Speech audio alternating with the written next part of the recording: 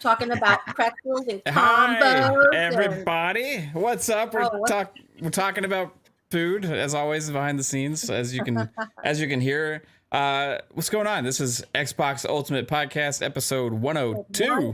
102. Yes, we're live now, and we're waiting on Pong. He's on his way. He has just ended another show. Actually, speaking of the devil, he just showed up. So it's up to Pong Soul. That was a really quick. Wasn't that amazing? Psycho is actually getting ready for another Dave Matthews Band concert. So he's not here. Sick again for like 2 weeks. Yeah, it'll probably happen. Yeah. Are we predicting this? 2 weeks is like a 2-day rager. What's the over under on Psycho getting sick? 2 weeks is like 2 months. He had COVID or whatever it was. Yeah, he's definitely gonna catch something. I don't know what it's going to be. I don't know if it's going to be something in the. Wasn't it Dave Matthews where we didn't hear from him for like 48 hours? Yep. Yeah, well, that was the first Dave Matthews Band concert. Guys. Yeah. I just woke up. What day is it? And then he started posting all the old news from previous. Great.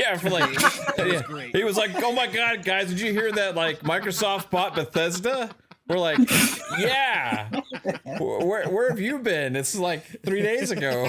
It's like he's like, "Oh, it's crazy, man! Like this is Psycho's amazing. We love him.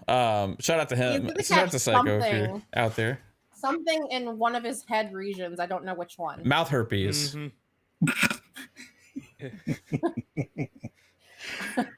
Or it could be an upper respiratory infection. That's the most likely. All right, everybody, we got a lot to talk about today. I also first, before we get started on the intros, I want to first compliment on this, but also I want to ask, like, hey babe, what's up with the toxic thumbnail?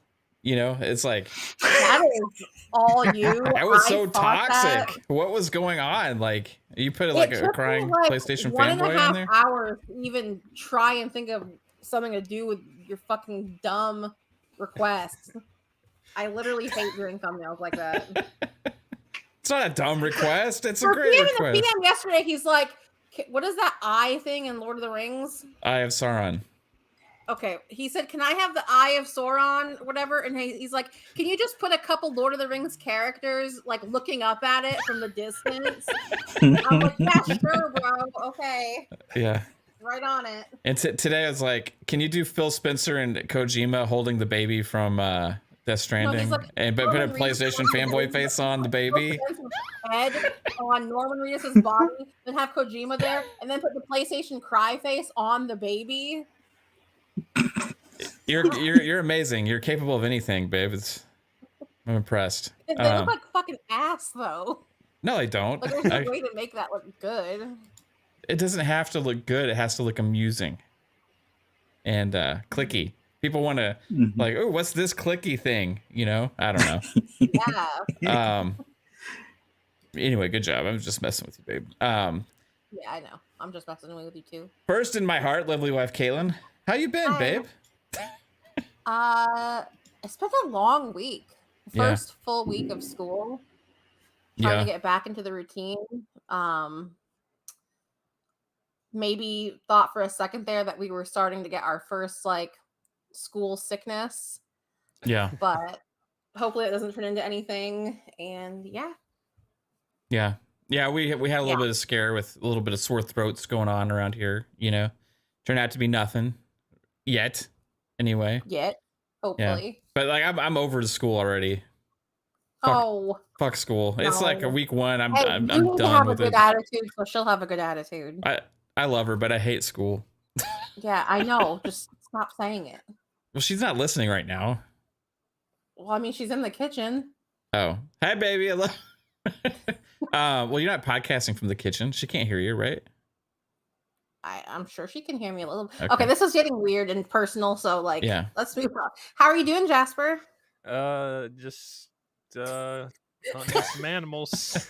How was your first week back at school?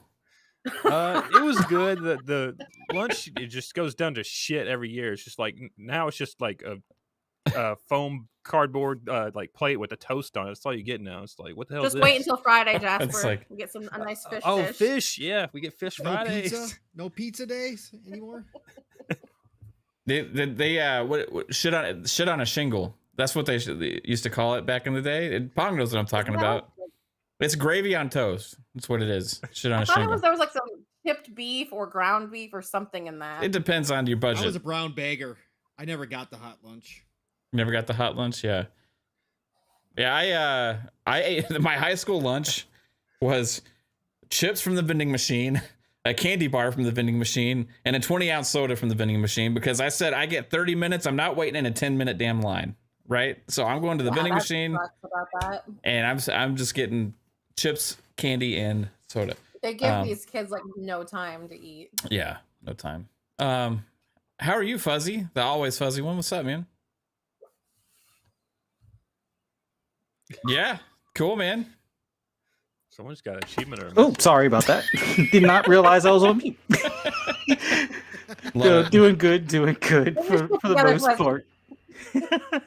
No, there was like fireworks in the background, so I had put my mic on mute, and I don't know what they're doing out there. It's August 19th. Yeah, what's up with that? You guys celebrate. What's the leftovers? Yeah, they're like, oh, we gotta get rid of these before the kids go back to school. So yeah. But it's been a fun week. Man, a lot of gaming news, so a lot to talk about, and just glad to be here with you guys to do it. So let's get to it.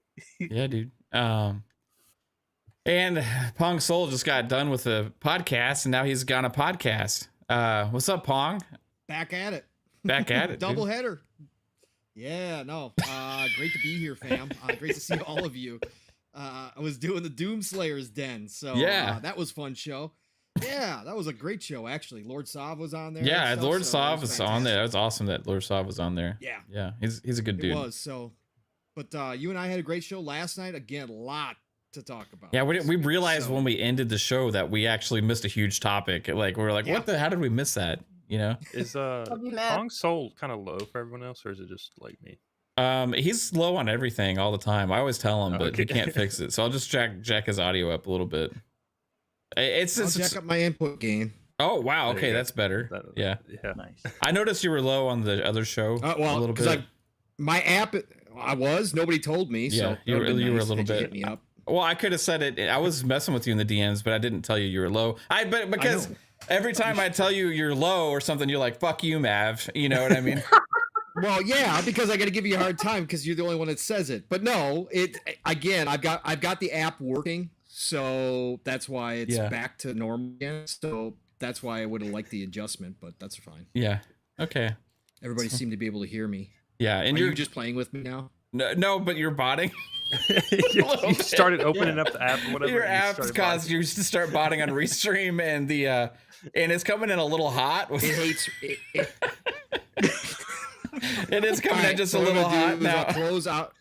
Okay. All right. I'm gonna close out. If you can whisper the whole time, that would be perfect. He doesn't sound too high to me at all. No. How about that? I don't need to be part of the Xbox Ultimate family anymore, and you guys can go about Pong, we love you. How's that? I just closed out the app. That's better. That's great. That's fantastic. You're lying though. No, chat. I can tell when you're lying. How does Pong sound? Give us a thumbs up if Pong sounds okay. If Pound of Soul sounds good, if Pong Soul sounds good, give us a thumbs up. Yeah, I think you're good. I think you're good now. Yeah. Okay. Poor Pong. I feel bad. Poor Pong. Yeah. Thank you, Def Leppard. I appreciate you. I feel bad. I don't want to hey, fix your audio. You know what I mean? I just it's a pain in the ass sometimes. You can't get it right. You know. But now I hear somebody's fan. Only here. What's that? Everybody else has it fine with me, but just here, Mav has a problem. I don't have Restream is what it is. It's Restream. Well, I was listening to our show last week back to kind of check on things, and I noticed you were pretty low last week too. Funny how I used to have the best voice here. That Caitlin's mom came in and said that I had the best voice, and now all of a sudden none of my shit works ever. But Mav's just fine now. That's the way things happen around here. Yeah, you do have a great voice. It's a natural podcasting voice. Yeah, great. Yeah, here we go. Yeah, all right. Let's continue on with the show, sir. We got plenty of topics. Let's go. Yeah. Okay. Well, we can start talking about these things. Guess what, guys? Death Stranding is coming to PC Game Pass, and as everybody knows, which is crazy because it's actually a Sony-owned IP going into the Xbox ecosystem, which is pretty nuts. I mean, MLB is owned, the IP is owned by MLB, right? And then also you have other games that have kind of made their way as well, but this is the first one that's actually like a Sony-owned IP actually coming on the Xbox ecosystem in this way, especially a Kojima game. I've been seeing some crazy stuff on there. People saying betrayal. How dare Kojima do this to them? I mean, PlayStation gave him another chance when nobody else would. Well, they freaked out when Kojima said that Overdose might just be like Xbox only or whatever. Like when that was going on during E3, and then they're like, it's not going to be only on Xbox. Us here at Kojima believe in putting games on every place or whatever. Right. It's like, it's pretty crazy to see like how much people freak out over exclusivity, right? And that's kind of like, I don't really even really care that game's coming to PC Game Pass. It's awesome, right? I already have it on PlayStation. I didn't play it anyway. Well, I have that PS Plus extra for another couple months, right? So I tried it out. I think it's a freaking gorgeous game. I haven't beat it yet, but I'm impressed with it. You know, I think that a lot of people are going to get to try it that didn't want to shell out the $60-$70 for it before, which is awesome as well. You know, so I'm glad it's come to the service. Kojima seems excited. 505 Games is doing this as well because they're the publisher on PC. So it's not like Sony's publishing this and putting it on Xbox. It's 505. Sony is now. This is a problem that they're not going to have really in the future, probably because of the PlayStation PC that they have now, publisher side for PC publishing. That's all the newer games are going to be using. So they're going to have a few situations where maybe PlayStation or Xbox can circumvent the exclusivity and find ways to get stuff in their ecosystem, just like they did with this, like they did with MLB The Show and stuff like that. But it's really interesting to see how hurt people get when a game that is part of their favorite plastic box ecosystem goes into a different one. And is there somebody turn on a vibrator or something? Did y'all hear that? No, that was the controller. Oh, okay. It sounded like 3-Bits controller for a second. I was muted. So like, we'll start with Fuzzy. Hey, Fuzz, what's up with the upset people out there? I mean, like, do they have a right to be upset over this going to some other place? I find it funny. It's just they're upset because more people get to play the game. And, you know, I joked about this on Twitter earlier. It's like everybody always says, oh, support the devs. But when it's on more platforms, wouldn't that be a good thing to support the devs then? When yeah, it actually everybody would. else was like, hey, we've already bought it here and you're not going to get any more money out of us, so let's put it elsewhere. Yeah. But Game Pass does more damage to the devs. Yeah, like it's a bad thing. Game Pass is bad. Streaming services are bad until PlayStation does it. But no, it's just so funny that they're upset over this. It's like, I understand, yes, the game IP, I guess, is owned by Sony, but just like with MLB, it's published elsewhere. People are going to spend the money on either playing the game or the subscription, or, you know, Microsoft is giving them 505 a nice check, so that's kind of supporting at least the publisher, and that should in turn support the dev as well. But I think it's just silly for them to be mad. It's a game. If they've already played it, great. Now that more people get to play it, there'll be more people to talk about it with them. So I don't know. I just find it silly that people complain over this stuff and call them traitor. Yeah. Oh, you betrayed us. Oh, Sony betrayed us with, you know, putting Spider-Man on PC. Like, really? Come on. Like, get over it. Yeah, as far as like, I don't even know if this was real or not, but somebody like threatening to like blow up the building or something like that because of that nonsense. I mean, like, that was on Spider-Man coming to PC. That's just like crazy. Why do people care so much about exclusivity? Like, they feel special if only they can play it. It's like, you know, taking their ball and going home kind of thing. I don't think they really mean it. I think they're just doing that because they know they'll get attention from people. Like, you think? Yeah, that's it. Yeah. If you say something outlandish, people be like, "Look at this idiot over here," you know. So it's like, right. Their 15 minutes of fame. I mean, I know I'm in like maybe a small minority of people. I just like don't even like really care about exclusivity period whatsoever, like across any platform. I haven't seen any games come out the last couple of years that have fully taken advantage of any one specific platform's like full feature set or anything anyway. You know what I mean? So it's like if the games can be played on and ran on anything, that would be the only advantage I could see, like from a consumer perspective, right? For like me as a gamer, right? When I look at exclusivity and think of things, I'm looking at like what is in it for me, right?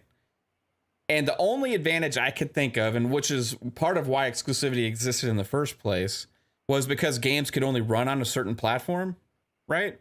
And other platforms just weren't capable, and because they were taking full advantage of things that were on one. So you had like 16-bit versus 8-bit, or like this system was capable of doing more things, and we were able to fully take advantage of that stuff. And then the multi-platform games kind of like didn't take full advantage of everything. But it seems like as these consoles have become more PC-like, that's kind of like gone out the window now. Like PlayStation tried to sell that like, oh, the SSD here is going to change gaming forever, right? And all this kind of stuff, you know? But I haven't seen anything really do anything that makes it to where a game needs to specifically be on one platform right now, right? So the advantage for the consumer is, at that point, just feeling special, right? And then the more places that I get to potentially play my game, I'm actually happier. That's an advantage that I think is beneficial as a consumer. And I think also exclusivity, like just imagine a world where there wasn't any, like everything, your decision on buying a device would be purely around the quality of the device you're playing on, right? As opposed to specifically the fact that it happened to have one game that you really love that it wasn't anywhere else. You know what I mean? So gaming's the only industry that this is really a thing. Like imagine going to the store and buying a 4K Blu-ray, right? And it was from like Sony Studios, like Spider-Man or something, or whatever, right? And you take it home and you put it in your Blu-ray player and you're like, what the fuck? It won't play. Oh, this movie will only play on a Sony Blu-ray player. Like what the what the fuck would that be, right? Like imagine you bought a CD that would only play on one specific CD player. Now physical media is kind of going out the window as well, which even takes even more of this out of the equation. It's just interesting that with technology where it is, and with cloud gaming making it easier potentially to play on all these different devices, which is where PlayStation's headed in the future as well, that people get so butthurt over one game going into a service on a platform in which it already technically exists in the first place, because people can already buy and play this game on PC. It's just now available to people in a subscription service for a lower price. But because it has achievements and because it has an Xbox tied to it, it's like a betrayal amongst like the fan base. I can't wrap my head around what the problem is. You know what I mean? And we talked about this several other times. Pong, do you have any thoughts onto this whatsoever? As far as what? As far as exclusive, like, okay, do you get, first off, benefits of exclusivity, right? Yeah. Right? Now, there are some, right? Mm-hmm. And sure. Do you feel burned? Let's say, let me ask you this question, okay? Let's say that PlayStation has a PC launcher, okay, which we hear about as potentially coming, right? Mm-hmm. And then somehow, some way, they get like State of Decay 3 in their subscription service on PlayStation, but we also get to play it on Xbox. Would you feel betrayed by Undead Labs and rage on Twitter? No. Again, as long as I get to play the game and I get to play it in my service, I could care less. I could care less where it goes. Now, to your point, Mav, there is benefits to having first-party exclusivity when it comes to taking full advantage of the hardware and that kind of stuff. And again, it's also a benefit to the devs from the standpoint they don't have to spend extra time and resources making another version of the game. However, nowadays, being that it's easier than ever to port those games over, since a lot of the architecture is shared. Now, Sony does have some custom stuff, which makes it unique, but for the most part, it's a lot easier than back in the old days of doing ports. You know, that's not as big a concern, but certainly if I'm going to have the ability to have Game Pass and I get my first party titles day and date on Game Pass, and I'm paying what I think is the most ridiculous value ever in gaming, which is, you know, $15 a month for Xbox Ultimate. If they decided to put that game over on PlayStation, or let's say they got Game Pass into PlayStation and it was a curated form of Game Pass, would I feel slighted being an Xbox owner? No, of course not. I don't care. I'm a gamer. I'll play where the games are. The only thing that matters to me is value at the end of the day at this point in my life. I'm long past the days of, oh, I've got Sega Genesis and you've got Super Nintendo. Madden plays better over on Sega Genesis, which it did. That was undeniable. But at the end of the day, I'm past that point. I just want a game, man. So if they ever opened it all up, no, I'd be fine with it. Now, the question from a business standpoint, that's a consumer standpoint, that's a gamer standpoint. From a business standpoint, does it make sense? Well, if you're going to... I just said this in the last show. Eventually, all these companies, Nintendo, PlayStation, and Xbox, will drop the hardware as soon as the technology's good enough. Okay, the hardware is always the deciding factor. Even Nintendo, I believe, at some point would drop the hardware if they could make games in the cloud or develop games and then put them in the cloud and they could stream them everywhere and even do better quality than they're currently doing. They might be one of the first ones to do it. Yeah, they might be one of the first. Right, exactly.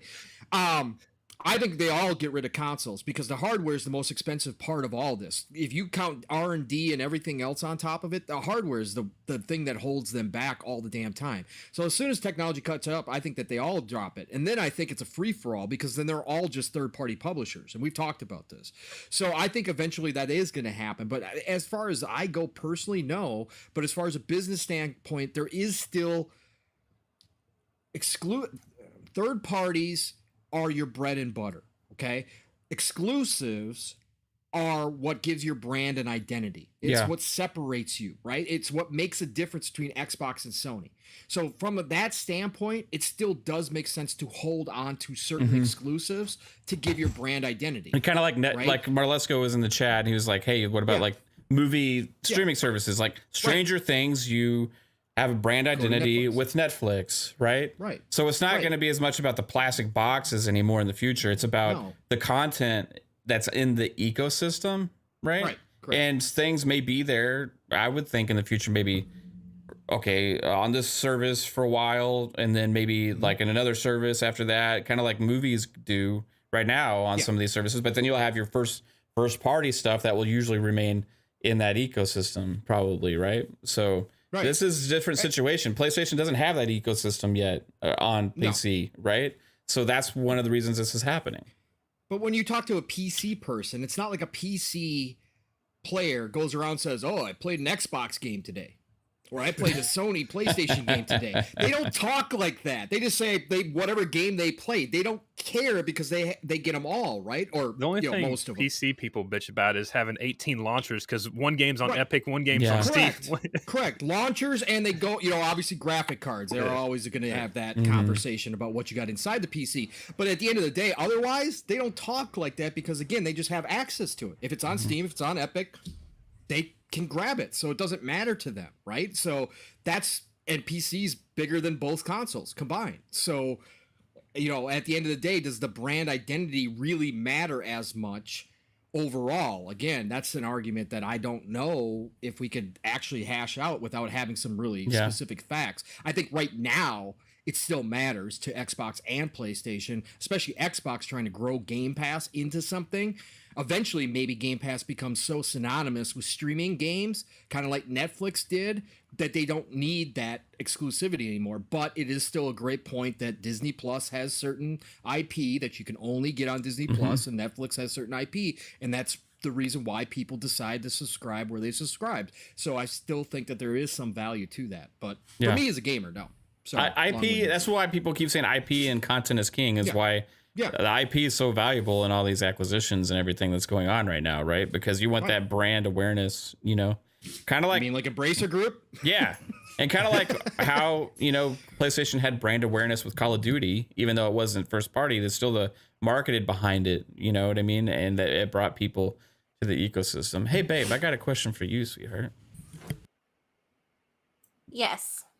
All right. So would you like abandon Xbox if you could play everything on a different platform? Like, or do you just like Xbox as a whole because of the ecosystem that they have?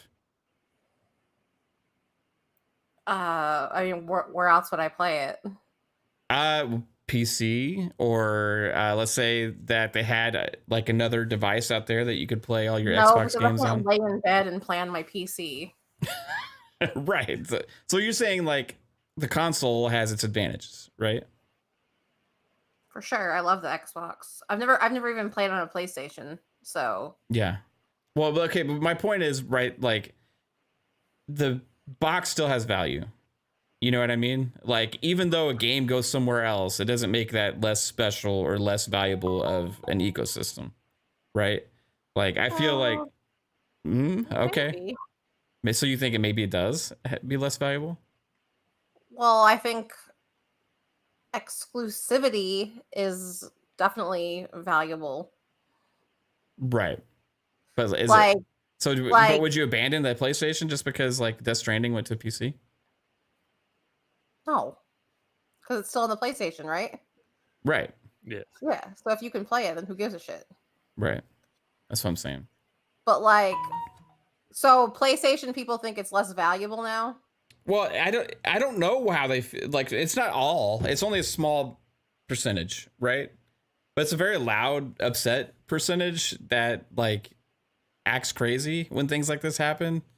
This happened to Xbox last generation too. Like people like flipped on them. But sorry, I'm laughing at my mom. Mom, we don't talk about your. Don't put that on the big screen. What's up, Susie? So I have a question for you. Like, say Halo. Yeah. Went to PlayStation also. Mm-hmm. Do you think that it would be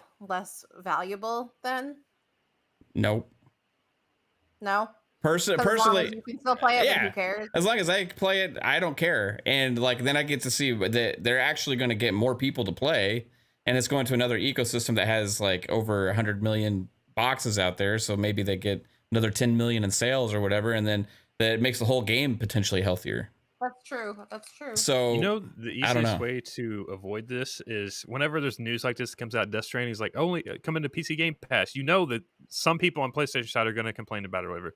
Just don't look at that side of Twitter, and you won't ever have to care about it. See, I try not to, and then like people that I do follow like quote tweet and retweet this stuff all the time, and it just shows up, and it's like, man, these people actually exist. You know what I mean? Like it's not fake. Like these people are real. They're actually posting this stuff. And maybe it is fake. Maybe it's fake personalities. Maybe they're just doing this stuff to troll or to like get attention, like you said, Jasper. You know, but like it's just weird when you see something like this, and it's been going on for a couple days now, just because originally PC Game Pass tweeted about it. You know, they changed their cover art. Right, they changed their cover art, and then they did it the next day. Yesterday they changed it again, and then today the official announcement came out from Kojima and also from 505 and Xbox and everybody. Aaron Greenberg tweeted about it even, I think. So it's I think part of it is them not seeing like Xbox being able to like talk about this game even, right? Or market it whatsoever. You know what I mean? So it's like that was ours. You know, that was ours. It's weird to me like that it's not going to be on console also. Yeah, well, that's the whole thing. This is like a loophole, right? Because Sony actually owns Death Stranding, but they don't have the rights to publish on PC because 505 did, right? So it's like, is this like shitty of Kojima to do? That's what PlayStation fans think. Is he the one that's allowing it? It's probably him and 505, I would think. Do you think this is more Kojima or 505, guys? Because Kojima does have that deal going with Xbox, right? For the future. Well, I mean, It's the probably a bit publisher, of so both, they but have, probably more 505. yeah, they have probably the bigger say in where it goes because they're the publisher. Right. But do you think they would have to get Kojima's okay on that or no? This is a weird thing because, well, I would say technically no, but they probably ask him anyway just to be nice about it, because if they own the publishing rights to it, they can just do whatever the fuck they want with it. do you think they asked Sony's permission? No. It's just a weird. It is a very weird situation because you don't see this every day. You know what I mean? So, but ultimately, again, it's not even on a different platform than it already exists. It's just a different launcher, right? Another question is like, who did this come from? Was it like them that are like, hey, we can put it on the Xbox PC Game Pass, or did Xbox like say, hey, you can put it on here, or you know what I mean? Yeah, you mean does 505 approach Just Xbox, or does like, Xbox approach? That, like, I'm pretty sure that with the discussions with Kojima that had been going on for a long time now, that it may have been some kind of discussion about, is it possible to get Death Stranding? You know what I mean? Contractually, is it even possible to get it on PC Game Pass? And maybe they went and took a look at it and, you know, got with 505, and 505 said, yeah, give us like $50 million and it's all yours, or whatever. Who knows how much. Or with these pay. larger publishers, does Xbox just go and be like, hey, what's your games you have? What's coming out? Like, could be that too. Let's start offering money for each game, you know? Yeah. They've been marketing this differently than a lot of the PC Game Pass stuff too. Like they just had a shit ton of stuff hit, like from Quake, like in Quakecon and stuff on PC Game Pass. But they were, but those were like 20 years old games. But so for 2 days before that, they were still teasing Death Stranding, not the Quake stuff. Yeah, they're teasing it like, haha, look what we got. they were. I mean, that picture with like the suitcase and stuff. Mm-hmm. That's true. Even like PC Game Pass tweeted out, we're going to be making a lot of deliveries. So it's interesting. I mean, I understand like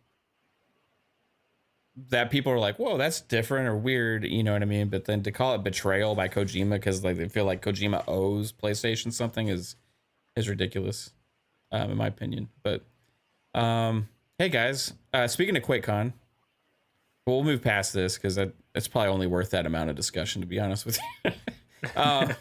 Quakecon happened yesterday. Well, it's with still going on, I think, but yeah. What? Oh, Quakecon, yeah. The opening day of Quakecon happened yesterday, and so we had a live reaction kind of stream for like the Redfall showing, and we also got some other news from Quakecon with a bunch of more PC Game Pass stuff.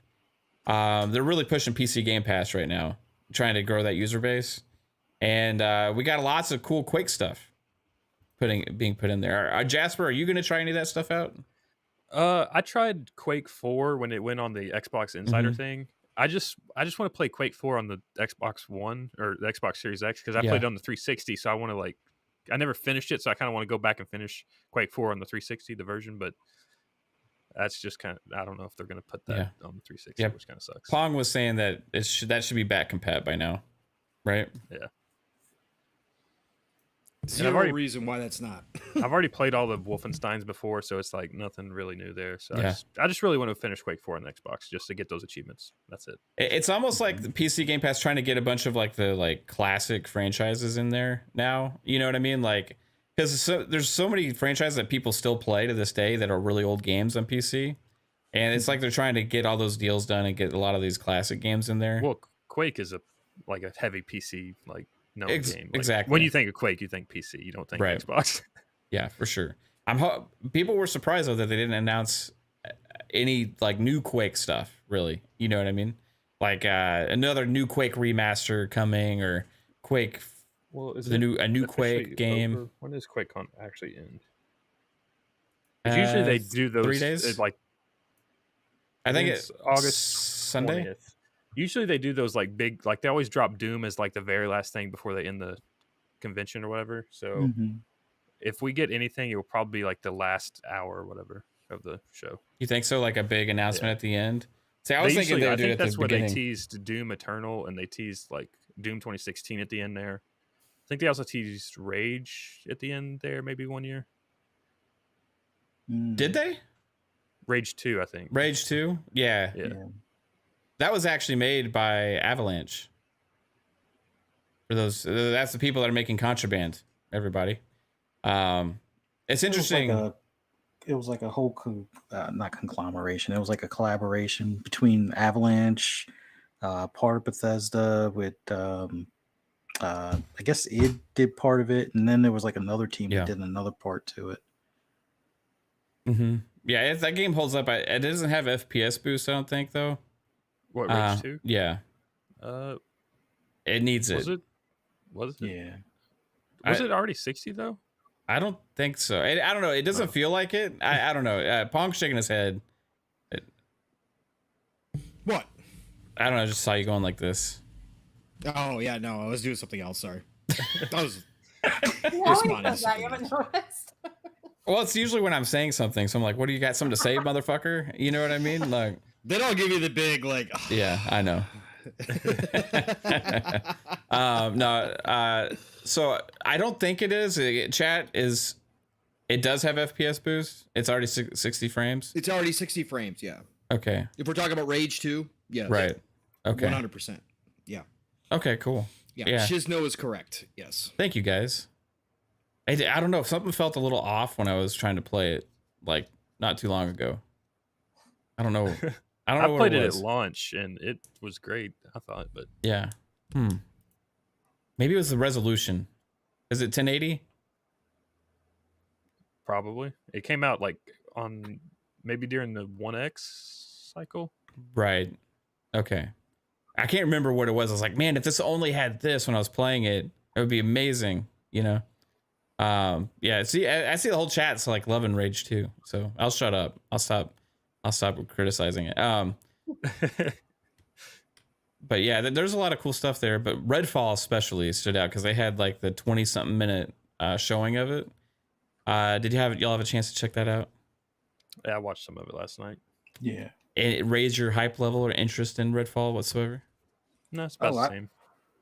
I was already excited for the game to begin with, but it being a looter shooter, I like the fact that they went into a little bit more detail on like the build stuff without giving like all the details of the build, but the fact that you can have like 4 of the same character amongst, co-op, and each one have like a different build. And for the person that, is already leveled up everything, which will probably be like Jasper or something like that, where if you already maxed out one of your skill tree abilities, it doesn't just carry for your character, it'll also carry for the team.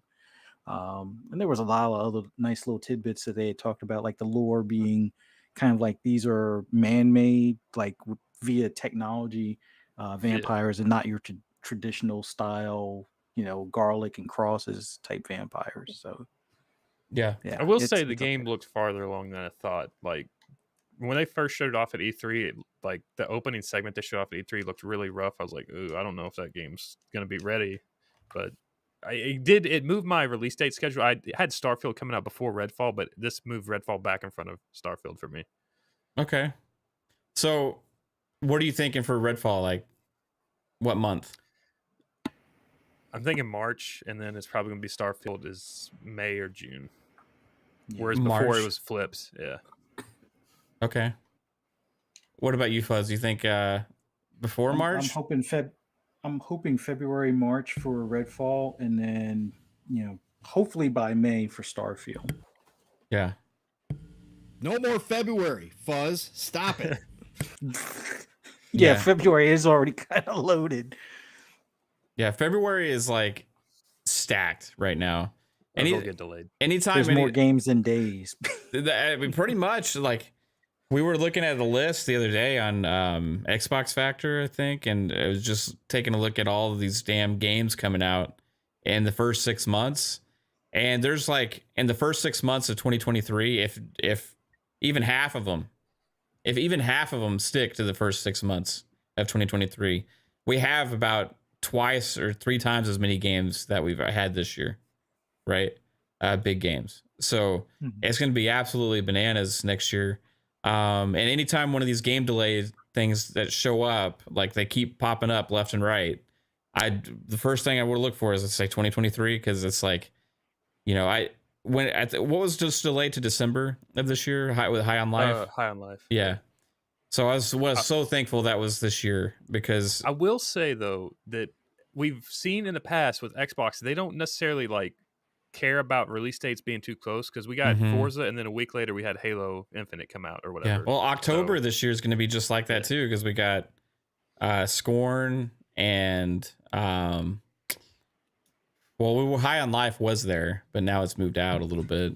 But there's also like there's a couple other really big games launching all between the 20th and Game Pass. Persona 5, that's one of them. Yep.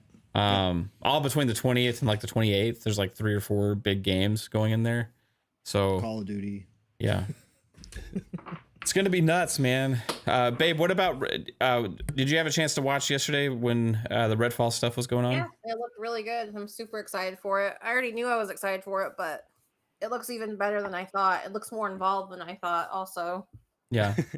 Is Bigger that a bad game thing or a good thing? Huh? Is that a bad thing or a good thing? No, it's a good thing. Oh, okay. For sure.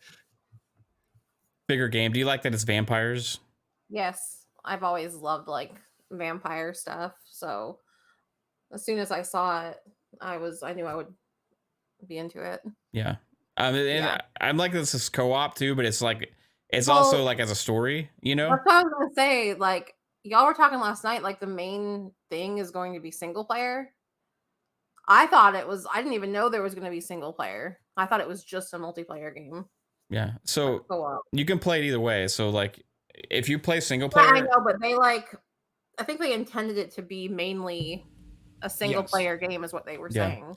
Yeah, y'all think this is a little bit with the single player in mind? Do you think this is a little bit that Xbox influence? So like, hey, could you guys do this with multiplayer at all? Or do you think that's just them wanting to take the leap and bigger budget? Maybe they're capable of doing more now. Right. So they're like, well, what if we did this? Right. We have this idea, but like, let's do something different, because Arcane's not known for multiplayer gaming whatsoever. Yeah. Right. They're only known for, Dishonored and now Deathloop and stuff like and Prey now. Right. And those are all single player focused games. But this is going to be their first foray into this. Like, that's Arcane is what kind of gives me iffy on this, because I don't like Dishonored, and I don't know how much of that Dishonored feel is going to be in this game. I can't wait. You haven't had a chance to play Deathloop at all though, right? No. Deathloop feels fucking fantastic. Yeah. To play. It is like Dishonored and Prey, but like way better, with the gunplay mechanics and stuff. You liked Deathloop a lot, right, Fuzz? Oh yeah. Like the only reason why I haven't finished it on PlayStation, I want to do the completion where I kill all the, what do you call them, on Xbox. I want to get that as the achievement on Xbox, and then I'll come back and get the trophy on PlayStation. But yeah, the gunplay, movement, their special abilities, things like that, like the blink ability and some of the kinesis stuff type of deal. All of that stuff was pretty much awesome for that game. So I can't wait to see, because it looks like they're going to have some of that movement stuff built into Redfall. But I think for someone that may not have liked Dishonored, I think the gunplay aspect of this will probably be a bit better than what Dishonored is. Hopefully they lean more on the Deathloop side of things. Mm-hmm. Yeah, I'm hoping it's a lot quicker. Like Deathloop is definitely a quicker thing. Like you better get into cover quick, because they will tear you down. And 2, your reload times, your changing weapons, all that stuff is so much smoother than it was on Dishonored, and even on Dishonored 2. So yeah, I would say Deathloop feels more like a traditional first person shooter, like fast paced, but with all the abilities and mechanics and stuff. Whereas like the other ones felt really slow and methodic and kind of drugged down a little bit. And it was more about decision making with those games and stuff. This is more about on the fly, but it's very stealthy too, which is the other thing with Redfall that stood out to me was there was a lot of stealth gameplay being shown. So it took still a lot of that Arcane personality with the abilities and stuff. And I'm super excited about that for sure. Yeah. Pong Soul, what about Redfall for you, man? Yeah, we talked about it last night, right? I was already hyped because it's Arcane. And like I said, if there's one dev team that could take a genre like a looter shooter that's been done many, many times and kind of turn it on its head, or give it its own kind of feeling and twist. It's Arcane. That's how much faith I have in that studio. And again, as we talked about last night, Mav, their games have never been the big sellers. They've all been critically acclaimed, but they just never have sold the big numbers, which is shocking and disappointing to say the least. And I think that Redfall really has the chance to be their first game that goes mainstream, even if it is exclusive to the Xbox ecosystem. I think that they really could see some big numbers of people playing this game. It's going to have the Game Pass effect, but I think PC people love these types of co-op games. So if this game does hit right, if it does have that Left 4 Dead feel that a lot of people thought we were going to get for Back 4 Blood, but we didn't get that. But if it does have that Left 4 Dead feel, but the Arcane twist to it, and they pull it off right, the PC people are going to go crazy for this. It's going to be streamed a lot. So I think this is Arcane's big shot. Again, I'll say it, the thing that shocked me the most, because I was already hyped for this game. Of course, Starfield's my biggest, but Redfall was right there as far as a game I want to get my hands on and try. But the biggest thing for me out of that video was the size of the actual world. It's split in two, but they talked about it directly in that video, that the entirety of the Prey space station, they actually brought the entire space station, the model that was actually used in the game, and brought it into Redfall's world while they were developing, and dropped it in to the city to see how big it actually was. And by scale, it only took up like the farm field, which is in the outskirts. After you get out of the city, it's broken in two, and you get to the outskirts where the church is and the kind of the suburb area, the farms and all that kind of stuff. They have a farm there that has one mission attached to it, a farm area, and that entire space station fit in that farm. So that boggled my mind, because I already knew it was going to be big. But again, that when they said that, I was like, whoa, okay, so we're going to have a lot of room to roam, discover, really different. I can already see it. They talked about being able to go to inside, getting up onto the rooftops, all that kind of stuff. I can really see us developing our own paths, like Dishonored gave us choice of how to deal with things. And they talked about that as well in this video, that if you want to stealth this game, you could stealth this game. Like, you could legit learn all the patterns of the enemies, and you can go ahead and stealth just like you do in Dishonored if you really want to. Or you can go guns blazing, right? You can do it any which way possible. And then obviously, as we talked about, Mav, too, the choice in building your character out, and how they talked about, hey, yeah, you're going to be able to play two of the same character, but you could have two completely separate different builds that play differently depending on what your play style is and what you choose with the skills and the upgrades and the weapons. So that tells me that they've thought a lot about what that's going to be like and how personal the experience is going to be for you. Even if you're playing multiplayer, even if you all wind up playing the same character, you could still have a different experience that was right for you as a game player. So you're not going to be forced into a class system where you have to play a certain way. You're going to be able to take your character and make it your own. So all of that, again, Redfall has definitely moved closer, I think, to launch from watching this video. I said last night, I'm really crossing my fingers for January. The way that they're ramping up, it started in June with the showcase, and now we are getting consistent drops. That's Bethesda. And normally when they show something, it's 6 months out. So again, Starfield broke that rule because of the delay, but I think Redfall has the chance to hit that January mark right before we get blasted in February with a ton of games. Yeah. And then I would love to see Starfield, of course, as soon as possible. April, May. I mean, again, there's been some people guessing March for Starfield. Hey, the sooner the better. But Redfall, if we can hit that January mark, Arcane, Austin, come on, let's do it. So yeah, no, I'm hyped, man. It's gonna be a great time. Yeah, man, for sure. Redfall is moved up. Yeah, for sure. Let's go smoke some more weed, man. You guys high? I'm high. Okay. Okay. I'm just taking Psycho's place. Okay. Yeah, this, y'all notice this show has not gone really left without Psycho here. I miss that a little bit. Psycho, man, come on. Where are you? I'm too busy banging your mom. There we go. That's the psycho I know and love. I hope he's having a good time. All right, so moving on from Redfall, guys. We had some other crazy, huge thing happened. Not yesterday, but like midnight the night before, when an Embracer Group shocked the world. Again.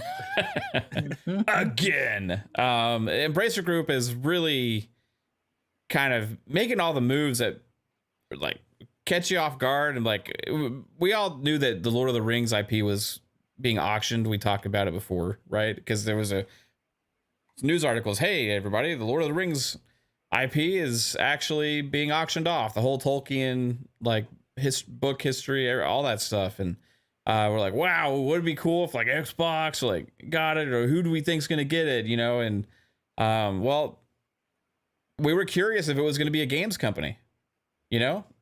It could have been anybody, you know. It could have been somebody that really doesn't even deal with gaming whatsoever. It could have been a holdings company, or it could have been anything.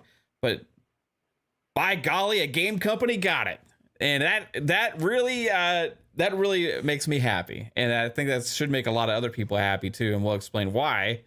But more than that, they also acquired 5 studios. 5 studios to add to their stable. I've seen crazy talk of Embracer monopoly because of how many studios they own. Let me say this.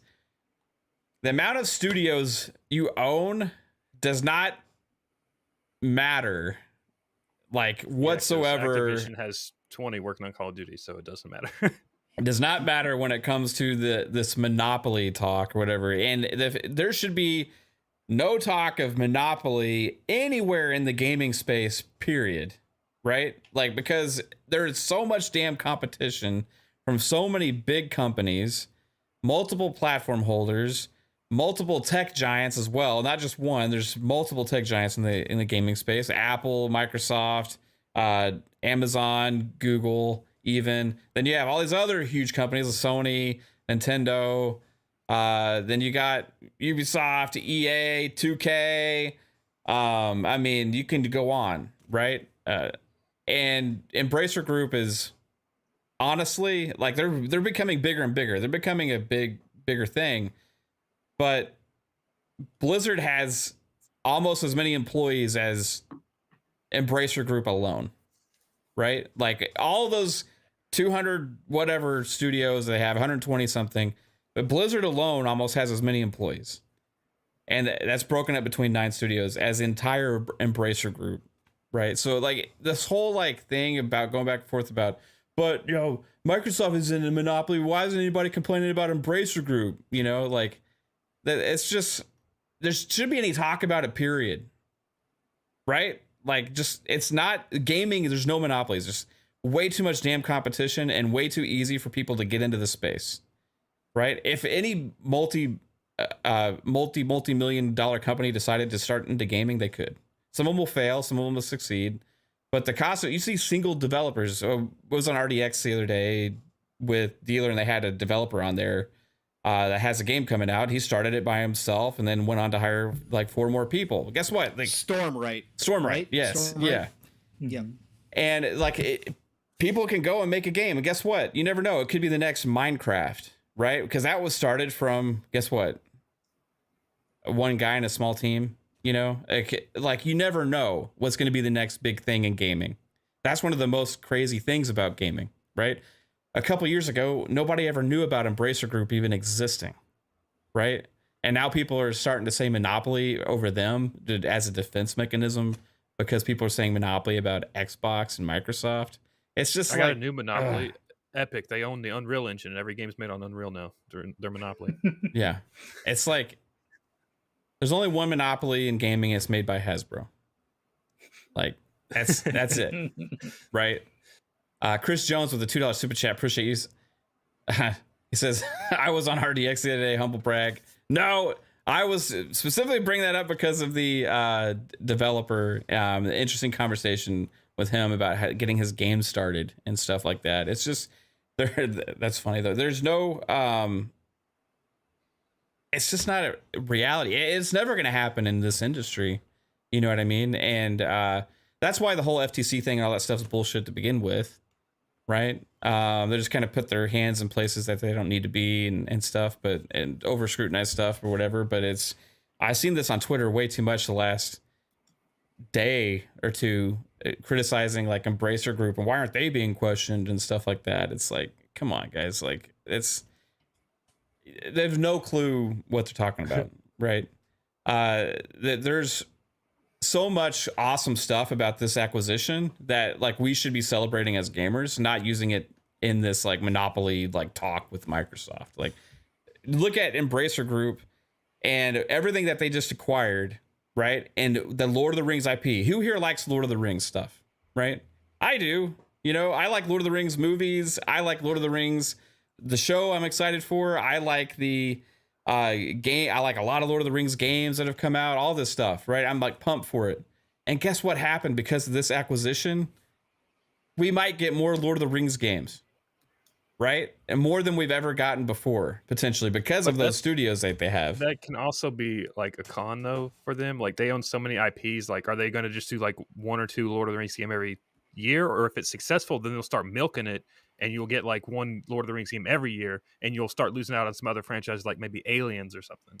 It could be. That could be the downside. But the fact that they have so many IP and they have so many studios, I think like even if like a few of them made Lord of the Rings stuff, there's still plenty of other things. And if they focus too much on one thing, that won't be the direction that Lars Wingfer has planned. He's like talking about multiple franchises, multiple IP, bringing back classic stuff. Punxsutawney, you'd mentioned Deus Ex again on the show that you were just on, right? Yeah. And that he mentioned bringing that back, you know, so that's a positive thing. There's a lot to like about Embracer Group right now. If you're a gamer, like right now, like you should hopefully be wanting Embracer Group to be getting even more stuff. Well, that was my point on the last show too, as well, Mav, is that like, look, you can look at Embracer and say, sure, just with like anything else that we do here when we speculate and we kind of look down in the crystal ball and kind of look into the future, sure. There's a lot of different things that could happen with Embracer Group that could cause problems, right? I mean, again, they're still beholden to money at the end of the day. They're still a big business. Now they're just getting even bigger. And they've got some backers who aren't necessarily from the games industry space that they're going to have to obviously show return on investment. So if things start going bad and the games aren't, profitable, then what happens to the studios? Do we have an EA situation where all of a sudden Embracer's closing down a bunch of the studios and folding them in because they just aren't profitable? That's certainly something that could happen. But right now, as it stands, just on face value, to your point, Mav, is the IP that they're talking about that so far we've seen from them is IP that would be dead and buried that we'd never see again even have a chance. I would rather an Embracer Group comes along who maybe isn't the biggest as far as like AAA. They're not going to be putting out, PlayStation or Xbox quality AAA games nonstop, but they're going to rule the AA side of things and the lower tier AAA side of things. And they're willing to take a chance because they're diversifying their business model, because they're getting their hands in so much with all this transmedia, as Lars calls it, where they have a little piece of everything. It cuts down on the risk of the game development. And like Lars said, Lars specifically, his quote was, games are great as far as IP goes long term, but games aren't great for creating new IP because obviously it's a high risk to create a new IP in the gaming space. So what he's doing is going out and getting established IP, even if it's old, dead and buried kind of IP, it still has a fan base nostalgia-wise somewhere. And so he's cutting down the risks and he's willing to put the money into it to bring those IP back. So without Embracer Group, a lot of this stuff, Time Splitters is my number one. I never thought I'd ever see a Time Splitters again. Never. Ever. That's that thing was dead and buried. Doing, to like destroy all humans, like fucking the SpongeBob game. And that's what his plan is to do, is like, hey, I'm not going to have my teams creating a bunch of new IP, but this established IP or even old forgotten IP that still has that nostalgic fan base, I'm willing to bring that back. And that's why right away, the minute Eidos Montreal got out from underneath Square Enix, first thing they talked about is, hey, number one, they talked about Legacy of Kain. And then number two, they said, hey, we'd love to get Deus Ex and go back and make what Cyberpunk couldn't. And that to me is exciting because under Square Enix, those things were never going to freaking happen ever. But Embracer's going to give them a chance. If they fail and they disappear again, at least we got another shot at some of this old IP. And that's what Embracer is. That's how they're impressing me the most, is that they're giving these at least a chance, because anybody else would have, again, it would have stayed forgotten and we'd never see the light of day again. So that's why this is so great to me. Mm-hmm. I think they're also like some of these IPs. I think you can't just hand like Lord of the Rings to some random studio. I think that studio has to have a passion for that franchise, or else you're just going to get kind of shit. So like, don't just force like, we got Lord of the Rings, every studio go make a game. Like, I think that studio has to come forward and be like, hey, we want to do that now. Like, and Lars talked about that. He said he wanted long-term control over Lord of the Rings as an IP, because from the gaming side, he knows he will have devs come forward. Again, I'm paraphrasing, but he talked about it like, we will have devs that come forward that want to work on this, and we'll have control of that IP long-term, not just a short-term license. So they will be able to take that, and if one of those games takes off, they know they've got full control to continue to make more of them, right? And they don't have to worry about renewing licenses or somebody else stepping in. And that's what he really wanted from this. And I don't think it's going to be a forced situation, because Lars from the get-go said, hey, we're not here to tell the devs, just like Phil did. We're not here to tell the devs what games to make. We're simply here to help make sure the business model works for everybody so that it's profitable, the devs are happy, and the gamers are happy. That's all we're here to do at the end of the day. And he's letting his devs have free reign with what they want to do. And again, that's why we hear Eidos reminiscing and talking about their old IP and going back to it again. So I think that as long as that stays the case, and yes, it could change all tomorrow, as long as that keeps continuing to be true, I think we're okay. And so that's what I'm hoping for here. Yeah.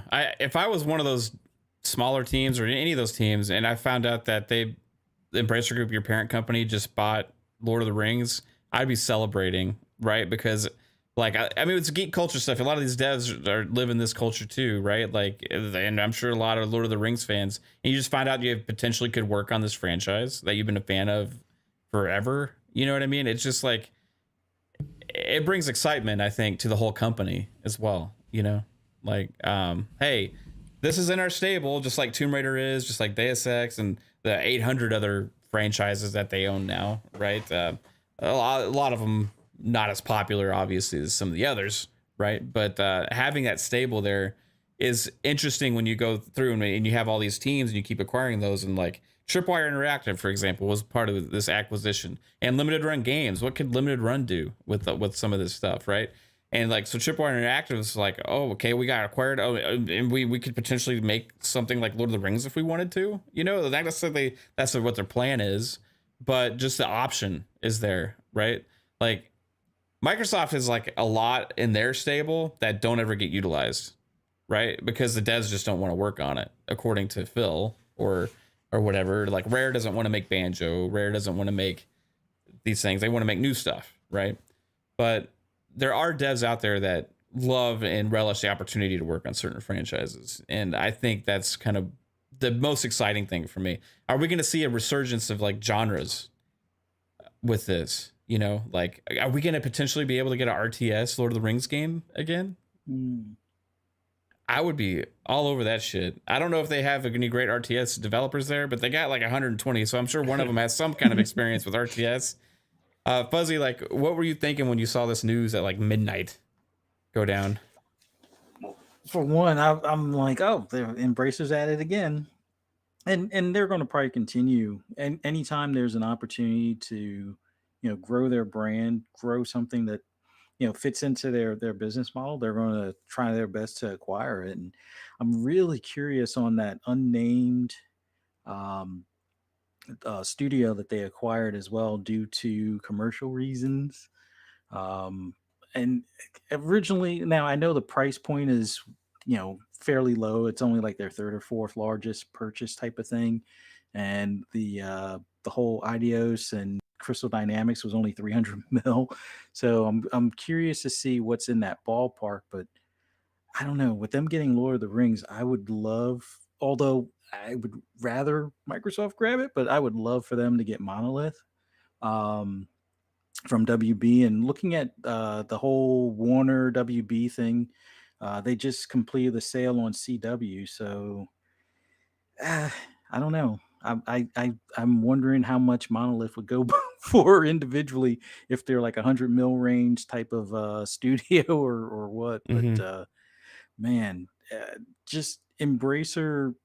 You know, a lot of people are wondering, are they the evil company or are they the good company? And right now, it just seems like they're the good company because they keep on making, you know, games that are fun, that are, you know, like in Game Pass currently, and some of them are in the PS Plus tier subscription, and you know, stuff that we, like you guys said, we wouldn't have seen any other way. Like Destroy All Humans, there's no way if anybody other than Embracer had it, that thing would be even a thought, let alone having a new one come out. So yeah, it's cool to see what they're going to do with a lot of this these new acquisitions and things that they have. But to have a new Lord of the Rings game, oh man, I guess they have some rights, but I don't know if they have all the movie rights or show rights or something like that. But they have a pretty lofty coverage for that IP, so that's awesome to see. And you know, with them having that kind of control, at least seeing how they're actively pursuing making, you know, new games or constantly being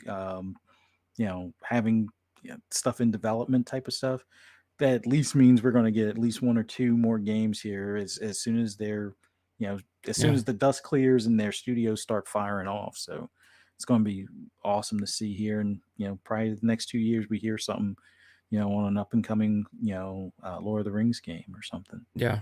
This was another one of those news that Kate broke to me.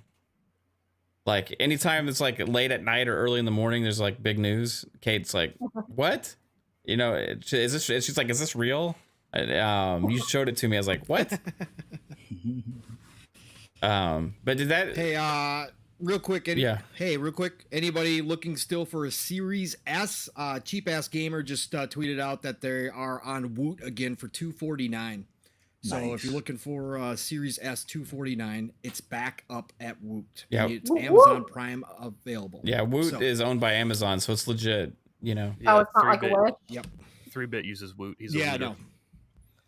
Yeah. Yeah, $249.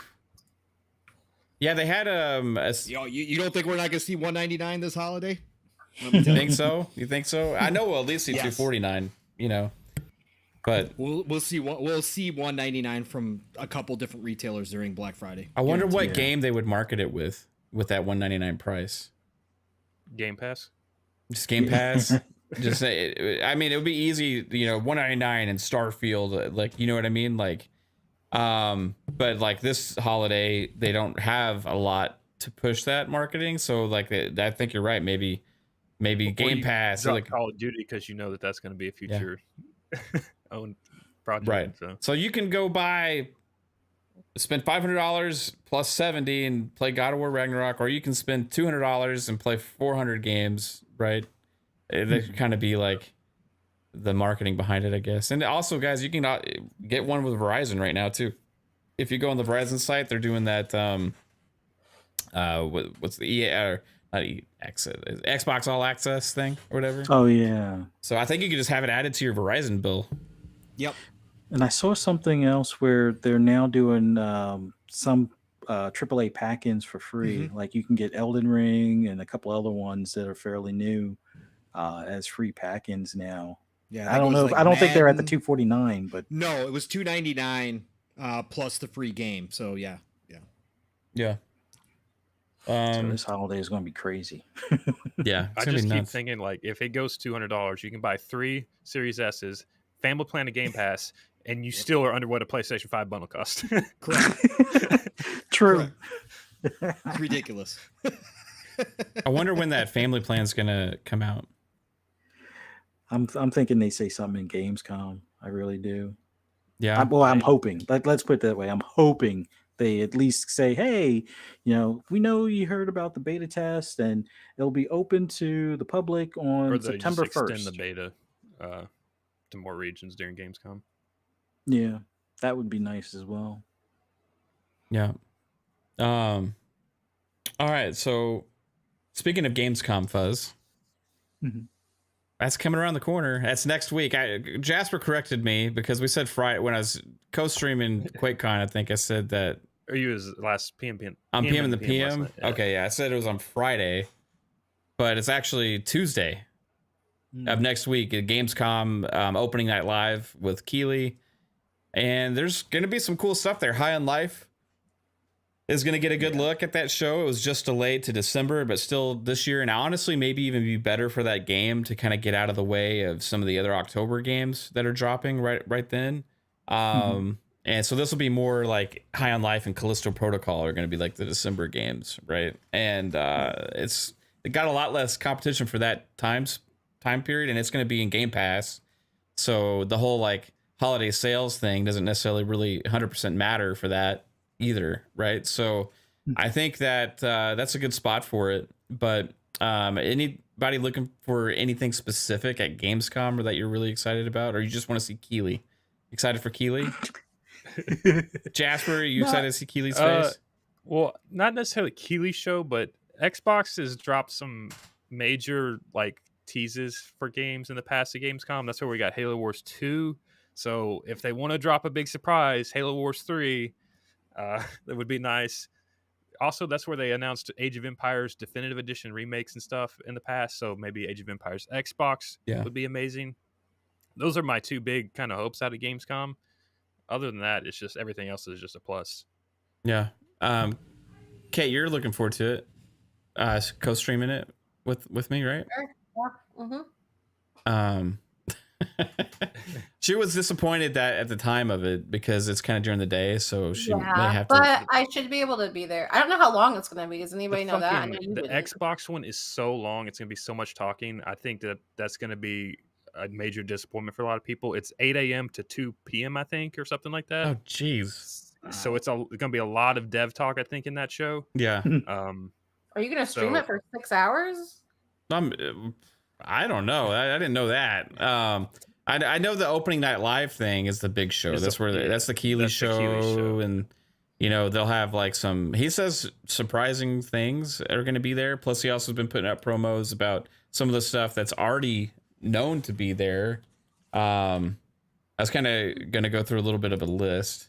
I think Ubisoft said they're supposed to be here, but they haven't announced the show, so I don't know if they're just going to drop their games on like Keeley's thing or something. They have a Ubisoft Forward coming in September. Okay. So that's them. But I think EA's got some announcements to make because supposedly Need for Speed is still slated for November. Right. And they were supposed to make an announcement in September or something. I don't know when they're going to do it, if it's going to be random. We've seen a lot of random stuff lately, Well, that's how they did Apex. They just a day before and then they dropped it the next day. So EA's, they can do short announcements. So the opening night live, Keeley said Sonic Frontiers, Hogwarts Legacy, Callisto Protocol, The Outlast Trials. I do not know what that is. Gotham Knights. That horror game where you like have a handy cam or whatever and just. Oh, it is the Outlast game. I think it's the VR version. Though. Okay, yeah. I think it's the VR version. It's the next. Yeah, I think it's the VR Outlast game. Okay, I know that's a horror franchise. Gotham Knights, Unknown Worlds new IP. What have they made before? Does anybody know Unknown Worlds off the top of their head? I've heard the name. I've heard the name too, but like they have a new IP game. They have made. Oh, they made Subnautica. Okay. Oh, okay. That's a very popular game. There's a lot of people that love Subnautica. Honkai Star Rail. I remember we saw that at the last Keeley show.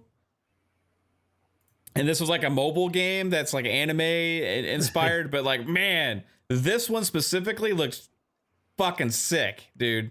The Honkai Star Rail, that was like 80s cartoon, like brought to life in like all the best kind of ways. I have my eye on that game. What, baby? I just said, yeah, dude. Yeah, dude. Yeah, you're not a fan of anime, Totally, bro.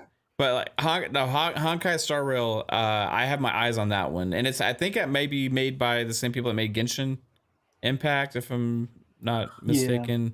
So keep your eye on Honkai Star Rail. It's right now, I think it's just announced for mobile, but I don't know. I'm hoping it comes to everything. Goat Simulator 3 is going to be there. I know that you're excited for that, Jasper, because you like goats.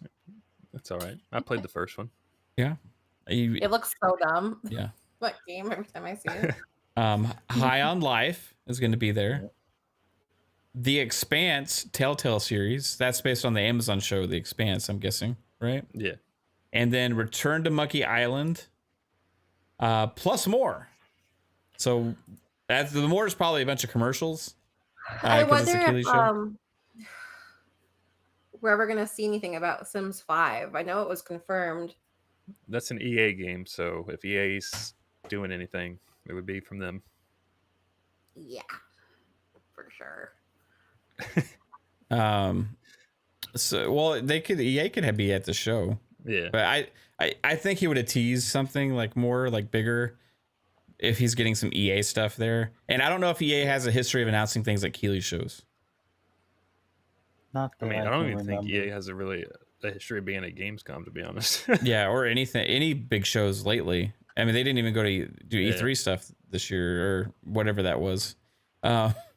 Alvin with the $10 super chat. Appreciate you, Alvin. He says, I know people will doubt, but I'm hoping for some info on Perfect Dark. Even a quick dev interview or some concept art just says it's coming along very well. There was some comments from like the old voice actress from Perfect Dark talking about it that I saw on Twitter. I don't know how much she knows about the game or whatever, but sounds like she was excited for it. I'm looking forward to that. We need updates on a lot of these games, man. There's a lot of them that have been announced that we haven't been getting updates on. Speaking of, brand new Black Myth Wukong stuff just dropped. Yeah, does it look amazing? It's got ray tracing. Yeah, they got it's got 48 seconds. I dropped in the DMs, 48 seconds of gameplay, and then IGN just dropped a 6-minute cutscene from the game where we learn more about the characters. Did they talk about platforms at all yet? Nope. They talked about NVIDIA because it's going to have DLSS and ray tracing. Okay. Do you think it'd be maybe a PC primary experience at first, maybe, and then come later to consoles? I think they're putting it on consoles. Nah, I think it's coming to consoles right away. Current gen. So you think they're going to make it all maybe behind the scenes bidding war for this game right now? Mm-hmm. Yep. Could be. Yeah, probably. Yeah, you should see it. It looks freaking amazing. Yeah. Thanks for the $10 super chat. Yeah, I'm excited for Perfect Dark. I'm excited for Avowed. We don't know what the holiday 2023 holds. What's the over-under on one of those two games for holiday 2023? What games again? Perfect Dark and Avowed. What about Hellblade? Is Perfect Dark's like 2026, 2027. You think Avowed, so? for sure. Yeah. Well, Crystal Dynamics has been working on Perfect Dark. So how far out do you think Perfect Dark is? 2 years?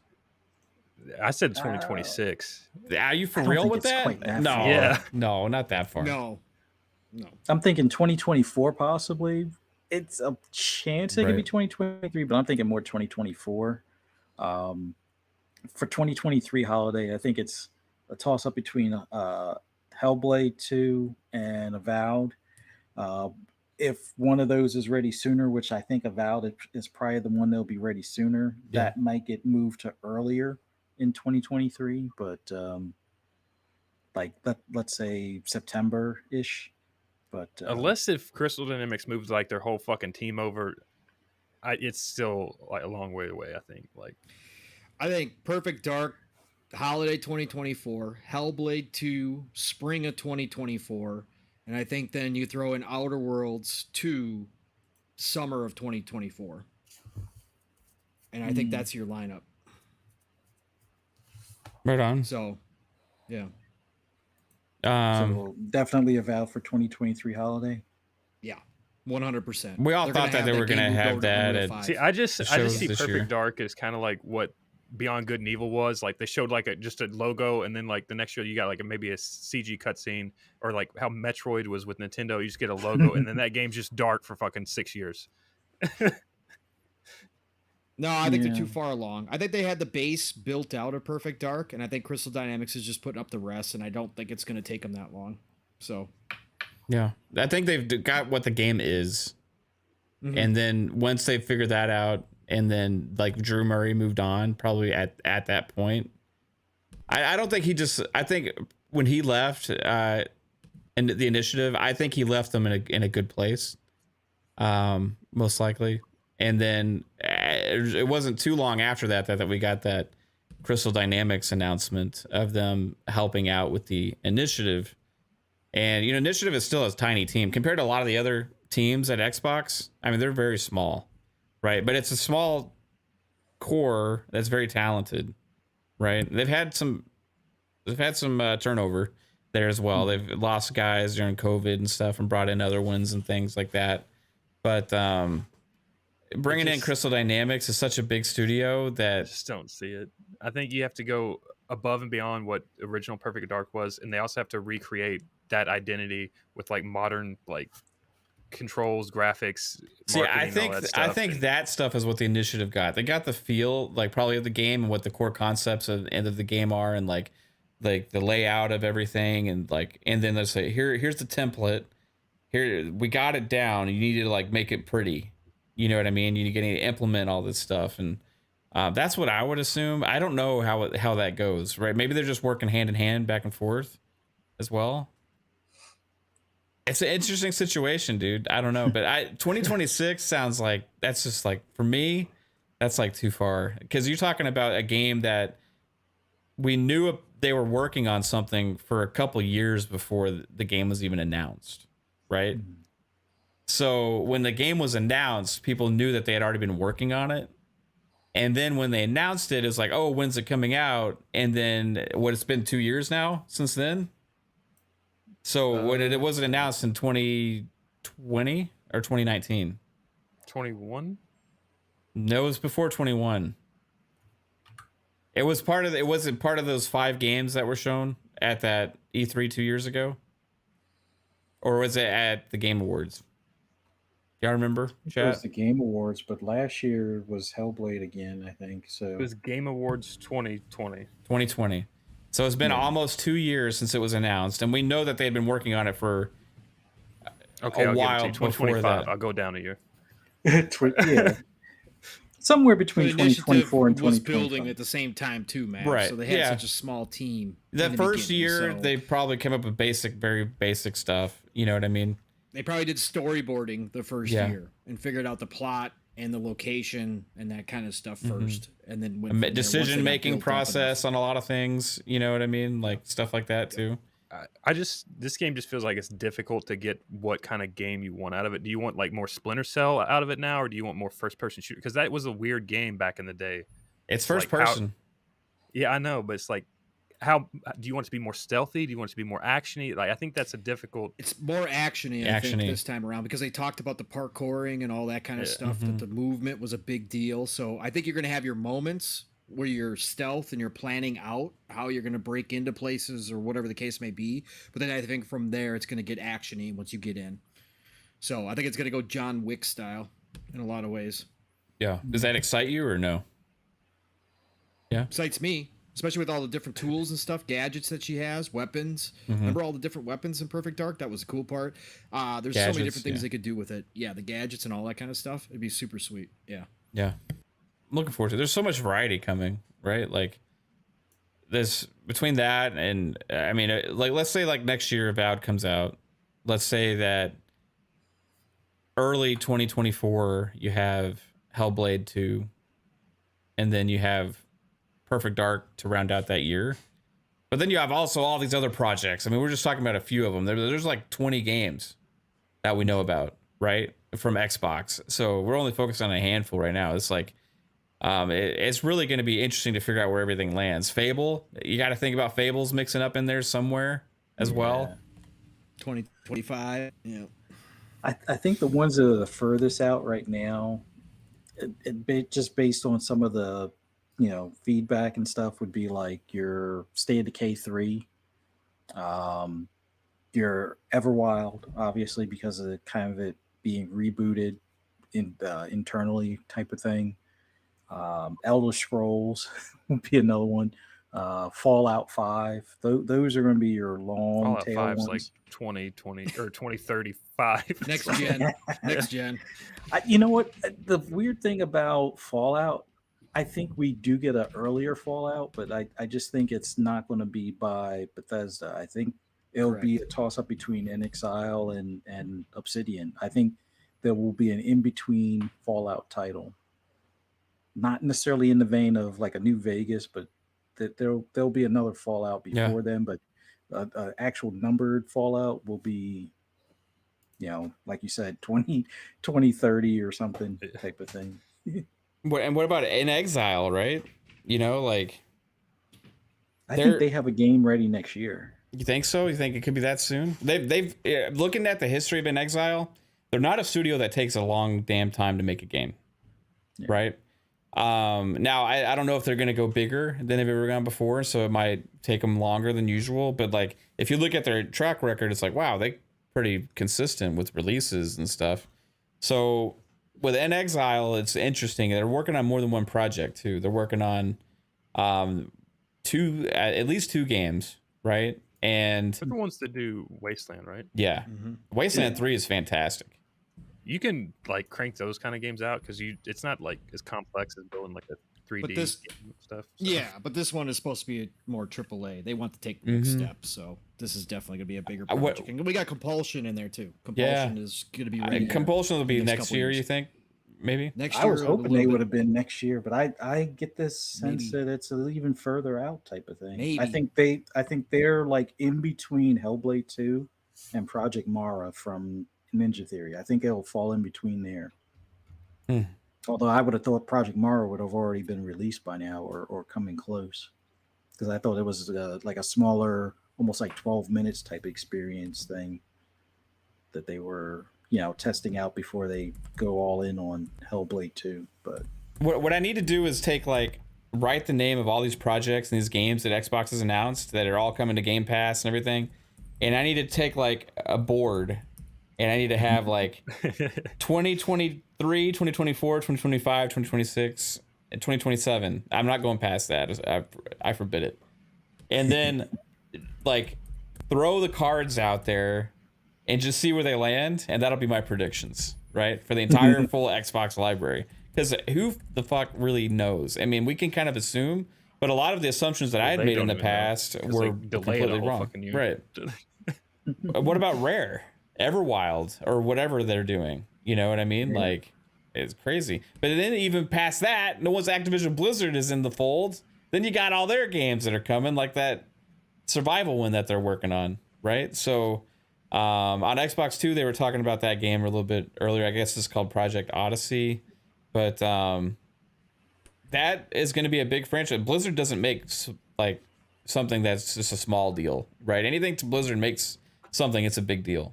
Right, so that game's going to be a big IP, and it's going to be an Xbox one, right? So it's gonna be really interesting to see like how the next 4 years play out, because with the Xbox gaining all this market share and leading in value already without that stable of games, that stable of games is coming, right? So what's going to happen then? Like. It's maybe, and I think you were talking about that yesterday too, Pong, with Everborn. Shout out to Everborn's theory that like that's why we're seeing a lot more PC stuff right now and less big time announcements from Xbox, because they're holding off until that Activision Blizzard deal's done. Then they're going to release the gauntlet of excitement and news and everything, and just celebrate, and then maybe go make another acquisition at that point as well. Who knows? But right now it's like a waiting game for this to happen. And 2023, man, we said 2022 was the start. We were wrong. I was wrong. I didn't expect Starfield and Redfall to get delayed, but 2023 is really going to be the start of this. Yeah, we're in the end game now. We're in the end game now, right? There'll be no end in sight, really. I mean, once this gets rolling. And And Halo's gonna get better. They'll finally get the Forge and get the content flow going, and that game's gonna last the whole generation. The fact that you can build SpongeBob or Minecraft stuff in that game, or even Mario Kart, like just the possibilities are endless on that thing. I'm telling you, people will be making their own games in that Forge engine. They will. It's like, I don't know if you all like saw like stuff with Trials HD, but people made like third person shooters in Trials HD like back in the day. So it's like, once like people get a hold of it, it's gonna be crazy shit coming out of that game. Did you see the zombie mode? Somebody already got a zombie mode up and running. Look crazy. Like a real one, or like the zombies we used to get with Halo, like with the everybody's just elites with a sword. From Call of Duty. Yeah. Oh, Call really? of Duty zombies. Yeah. They have like working mystery boxes and all kinds of stuff.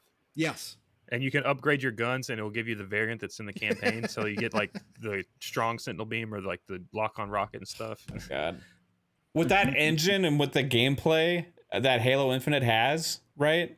Well, one thing, nobody can say that Halo Infinite has bad gameplay, right? Like that game feels amazing when you're playing it. Bad netcode. It's right now it's got bad netcode, and it's lacking in consistent content updates, right? But once that Forge mode releases, dude, there's going to be like, imagine everything that they've done already with the Forge modes of the past with Halo and all these game modes that they made with what we're seeing with this one. It's not just like moving some objects around to make a map, and making some interesting things. This is you can scripting, make everything. It's like physics and all this stuff. And dude, I'm pumped for that, bro. Somebody made today. I saw the Mario Kart. They made the banana work. The banana peel spin. Are you fucking kidding me? No. We're gonna have Halo Kart. Yes. Yeah. Somebody's gonna invest the time to make a great Halo Kart game with the mongooses and all that Xbox Kart shit. Racer. It's coming with Halo Infinite. You're gonna have a grunt driving a car. You're gonna have Master Chief driving a car. It's gonna be amazing. I can't wait. What is like the number one thing that you are excited about with Forge? Because Jasper, you actually mess around with Forge a lot, right? I mean, I used to back in 3, but I haven't really done it since then. I'm just excited for the potential of just like that people can make out of it. Like that's what I'm more excited about. It's just the potential. Yeah. Shout out to Lemon, 108 Dragons TV, a great channel over there with a $5 super chat. How you doing, bro? Appreciate you. He says, in a console's first 2 years of life, no big titles usually comes out. It took God of War 2018 5 years before PS4 launch. These systems are still young. You're 100% right, dude. Like, I would say the Xbox One had a few like decent like first couple years, and they had a big lull actually like after that for a while. But PS4, you're right, had like not a lot of good stuff to begin that generation for them. They were just coming off of like the success of The Last of Us, right? And so they had some hype around the brand, and then kind of Xbox screwed things up with the whole launch of that generation with the marketing and stuff. Old and Donnie Matrick. $100 more, less powerful, all that stuff. It just kind of killed them at the time. But PS4 took advantage of it, and they didn't have a lot of the games, but they had a good system, right? And then eventually they got the games, right? That they'd been spending all that damn time making, years and years and years making those games, right? But nobody was really complaining too much back then. You know what I mean? Like it was like, oh, cool, it was great. Gaming's great or whatever, and all this stuff. And now it's like all we hear is about complaints about stuff with games. We're at the same time, we can't keep up with the amount of shit we have to play. Like this month alone is absolutely amazing. I bought like 4 or 5 games already, and I don't have time to play any of them because I just keep like switching between them all. And now Saints I got Saints Row's out next week, and I'm like, oh, I'm gonna add that to the list. I'm gonna add what else is coming out. I mean, there's a lot of stuff coming out, and September there's more stuff coming, and then October, and then guess what? November it has great stuff coming. Then December has great stuff coming. Then the first 6 months of 2023. You know what I mean? It's like, my God, 2023 is going to be the next big year where we finally have that like monster year of gaming, I think, with big releases. We already have it with a lot of other stuff, but big releases. Is it too big, you guys think, right now, for the first 6 months? Do you think things are going to get lost in the shuffle? Or no? I think the second 6 months is going to be bigger. Like, I mean, you can just speed run a game. Like Dead Space, just give it 3 days, you'll beat it, something like that.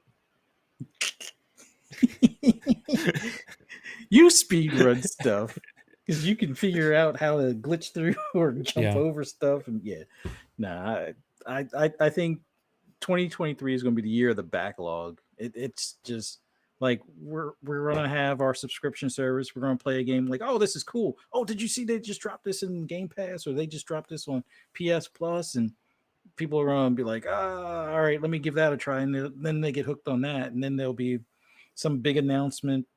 Oh, there's a state of play or XO show, and it just showed 2 new games, and we'll get those like the later part of the year. And oh, by the way, there's this game dropping in Game Pass and PS Plus next week. It's like, yeah, it's going to be backlog central next year. But I forgot about Soul Hackers 2's coming out like next week too, and that game's actually getting solid reviews. And I'm a JRPG fan from the past, and this actually looks kind of like more traditional in some ways as well from those types of games. I'm like, I fucking I'm gonna have to play that game, And then the Diofield Chronicle, Pong and I are fucking really pumped for that. I mean, holy crap, dude! Hell yeah! This generation is so much better than last with the types of games that are coming to Xbox. Just saying. Shout out to Lemon again. Hit us with another. We got Halo 2 again last year. That was pretty awesome. We did. Lemon hit us with another $5 super chat. 108 Dragons TV again, guys. Check it out. He says, next year, we will be complaining about too many games, not enough HDD space. We need to relax and be patient. The entitled is killing me. Stop it. Yeah, absolutely, bro. That's right. These kids, Lemon. These kids these days. The entitlement. Yes. Yeah. Yes, you're correct. I mean, look for reals though. Like, think back to when we were kids, right? I mean, we talked about this several times, right? Okay, you got the wall at Toys R Us of fucking cards that you have to, pull out, and you go to the magic window and bring in your card, and they give you your game. How often did I get to go do that as a kid? Not very often. We didn't have a lot of money, right? The games were $50 back then, $60, and that comparing it to today, that's a lot more than back then, right? And we get a console maybe a year after it comes out at Christmas time if you're lucky, and that's what you get. Then you get one game. I remember at Christmas time getting to go to like the store that opened up called the Toy Liquidation Center, and they had Sega Master System games in there, right? And they were $15. It was like all old Sega Master System games, and I would get like 3 of those. I was like, yes, I have stuff to play for like 6 months.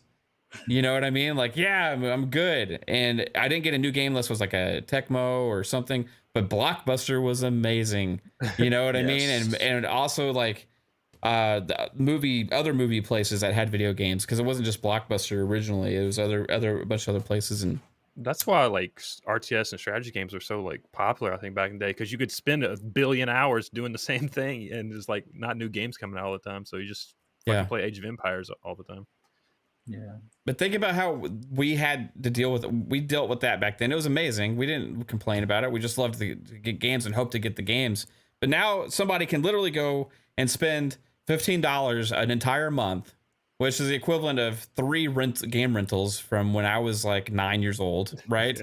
And you have access to play hundreds of games, and games coming out that are new, dropping in there, and some of the biggest games out there are coming in there, and all you got to do is pay $15. You can fucking take out the trash every day for like a couple weeks, get an allowance or whatever. I mean, you could figure out a way, even as a kid, to come up with $15, right, to pay for a Game Pass Ultimate subscription, and you get all that shit. Now take it even further.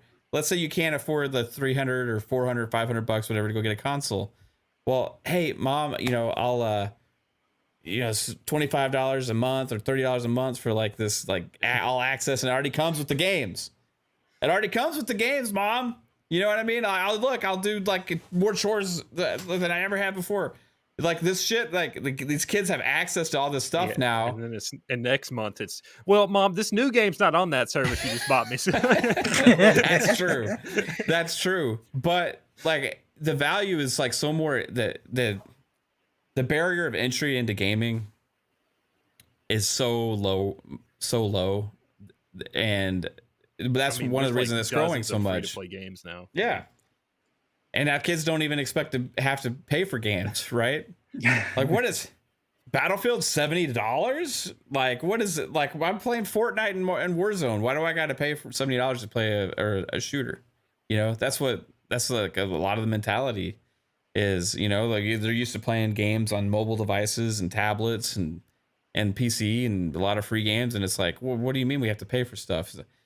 And I think it's like the whole industry is changing, but because of this mentality, but it's also like the user base is so big now. Gaming's been accepted into the mainstream, right? Whereas was not back then, that it's like every family, not every family, but most families have a game console, right? And if you don't, then you still have access into the ecosystem now. A kid can find a way to get into it just with an iPad, right? Or through their phone. Or for their phone. If their kids are talking about Fortnite and they don't have a console because their parents won't buy them one, but they have the iPad, guess what? They can go to like the Xbox Play and make an account without their parents knowing and make a Fortnite account and play Fortnite on the iPad, right? Like, there's so many ways into these ecosystems now, and without even having to buy the damn games, it's absolutely crazy. And the entitlement is huge, man, because guess what? The entitlement's so bad that, like we talked about earlier, if something goes onto a different service and they bitch about it. It's just like weird. Yeah, I used to get fucked by GameStop employees over like well, several year period. I mean, like was there consent?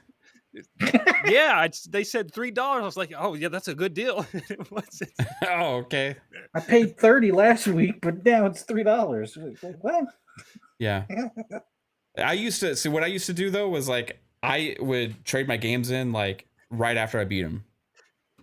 So that way I got like the $35 because if you traded them in like when they had all these bonuses back in the day, like 40% or 50% extra if you trade towards something, right? Mm-hmm. And so I was like, okay, their trading value is like $25 or $30. If you're a pro member, you can sign up today and you get an extra $2 bonus on top of that. I still have I was a pro member at GameStop before they even had power up, before they had cards. And then they came up with the power up cards and they gave me the cards. Now they don't use the cards anymore. So I'm still in the habit. If I go into a GameStop, which doesn't happen very often, I pull up my GameStop power up rewards card. And they're like, what the fuck is that? I'm like, I'm sorry. I'm ancient. I think I got credit on here from 2011, you know, like there's like GameStop, like it was an avenue even for me to be able to play more games, right? Because I could get like a game and then guess what? If I traded it in, then I traded it in at the right time, then I maybe only had to pay $25 for the new game that came out. And I did that all the damn time. I did not have the ability to buy new games and just keep them. Right, it wasn't even like possible, so it's kind of sucks. Like same thing with systems, sell them all the damn time to get the new system, right? But man, now the kids just like get one system and they play it for 10 years and have all these games for free. Like it's insane, dude. Absolutely insane. Spoiled little brats. Be grateful. I used to have to beg my mom to like, hey, can we go up to GameStop next weekend? So I can get fucked. I'm gonna get fucked for $3, Mom. Take me to GameStop. What, Jasper? Yeah, memories. Pong used to work at Funko Land. Yeah, he was one of the people fucking. Whoa. Oh, how many Jaspers did you fuck, Pong Soul? Oh, God. Zero. No, we had to sell the thing that we had to do was sell the Nintendo cleaners, the pink cleaners. Remember that we had? Oh yeah, you remember those? Yeah. Because we got $5 bonus for every one of those that we sold. So we had to push those like nonstop. Like, oh yeah, you got to get this. Oh, you're buying a used Nintendo? Oh yeah, this thing needs to be cleaned. You need to get one of these. You're gonna have to take care of it. Yeah, that's what we had to push. Wow. And the CD, remember the CD cleaners? Yep, CD cleaners. Yep. Yeah. Oh, it's a brush glued onto a CD disc. Oh, okay. Yeah. But it's safer for the lens, Fuzzy. When I was a teenager, I got a job at Blockbuster just so I could get to have one free game checked out all the time. Yeah. And it was amazing. That's still my favorite job I've ever had. Oh, and also like back in the day, like going to rent a video game, like you didn't know if you were just gonna get absolutely fucked by the person that had it before and just like rubbed it on concrete. So you're like, you get home, you put it in, it doesn't work, you got to go back. It's like Jesus Christ. Yeah, sucked. I always looked at them before I left with that game. Yeah, like no, I look at this. I'm not taking this home, right? Yeah. Now Funko Land, all my paychecks just went like. They weren't supposed to, but they just went to games because I had something new would come out. Like when Mortal Kombat came out, right? Yeah. For Genesis, and everybody found out that the blood was in Genesis. Well, it instantly became the hottest thing. Well, we didn't have to wait in line or anything. When we cracked those boxes back then, we just set aside all of our copies right out the gates, even if that meant some of the reservations didn't get them. So we were just like, yep, nope, these are ours. So that was, I instantly just cashed my paycheck and it went to games. Yeah, that's awesome. Man, that's the days though, dude. Like, I remember renting a console from Blockbuster. Yeah, you could. Yeah, that was the thing. You had to give them your ID and stuff, you know, like, and it was like $25-$30, something like that. And you got to keep it for like 5 days, 6 days, something.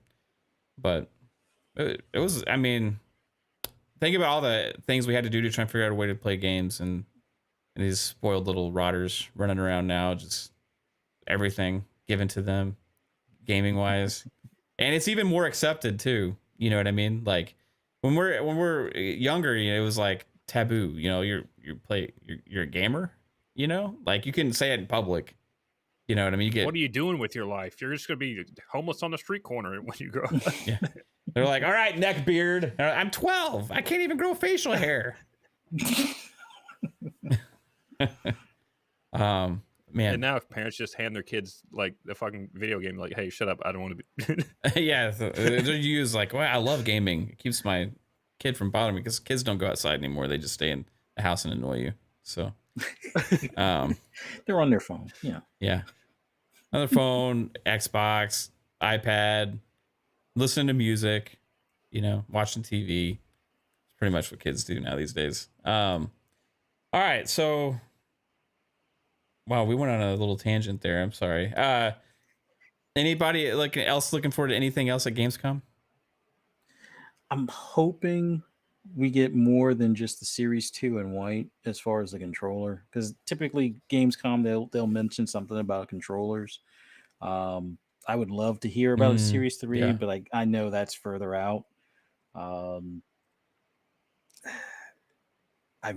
fingers crossed we get that family plan announcement. Just that needs to happen before the holidays. I want to save some more money and have it where I don't have to have like 3 subscriptions and whatnot for the boys to have everything on their computers and their Xbox and their phones and all that stuff. So outside of that,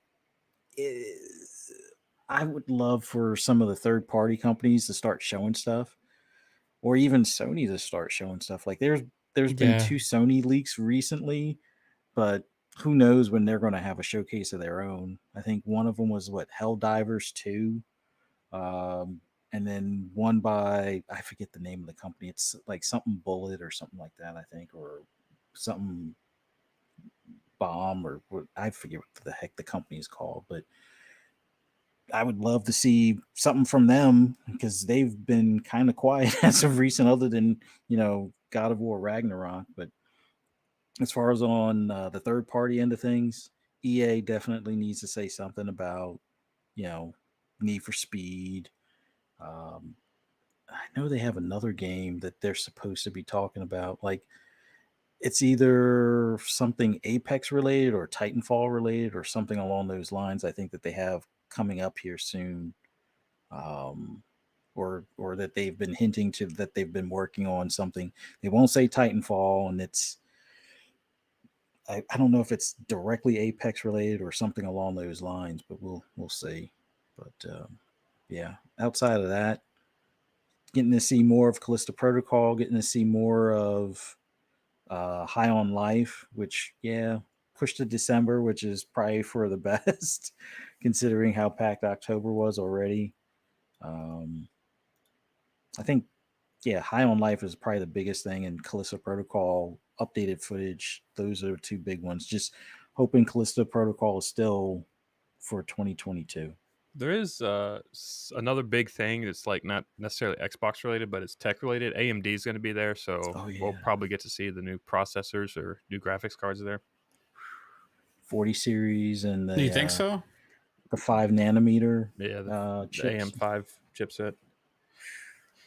I don't know anything about any of that shit. Don't they usually have a big like NVIDIA like show or like a game like an AMD show to announce that stuff? Well, yeah, AMD's gonna be there on the 26th. No, I mean like their own like. Oh, so this is like. Yeah, they would broadcast their own show, right? Okay, I think AMD last year announced like graphics cards here or something. Really? Yeah. Okay. Yeah, I mean maybe so. I know that a lot of people were like, "Well, I see the 30 cards out available now, but I'm waiting now because it's so close to the 4000 series coming out." So, is that something you're going to be interested in, Jasper? You gonna upgrade your PC? The thing is, with the new chipset, I have to fucking redo the motherboard, and then I have to get a new processor. So it's just like so much more expensive. Right. Pong Soul's waiting on a 4000 series PC. He's gonna go all in, get off the Surface tablet. I wish, man. I do wish. No, Gamescom though is gonna be cool. Again, I'm expecting some surprises. I think Xbox is going to show out again. I'm not claiming E3 here or anything crazy, but I definitely think we're going to get some surprises that we weren't thinking about. I'm interested in the cloud stuff that's coming. I want to see more Sonic Frontiers. They got to have a better showing, and I'm hoping to see that there. And I'm actually interested in the Dying Light 2 DLC, Bloody Ties, as well, which they're going to show there as well. So I really like Dying Light 2, so I'm gonna get back to it at some point. Steel and I have like 50 some hours into it, I think. So, but that DLC looks pretty damn hard cool. to get back into that game. Just like the way the controls are, they're so weird for every other game. Like I tried, and it's like I don't know what to do. Yeah, it takes a while. It really does. It takes like the first hour to get back into it again, but it's such a great game. So I really like it. I'm hoping for a couple things that I don't think we're gonna get, but. One of them is I'm hoping Age of Empires 4 announcement for console happens with the Xbox. You know, it's not necessarily a new game, so it wouldn't be like huge earth-shattering news, but I know a lot of people are looking forward to that on console, me included.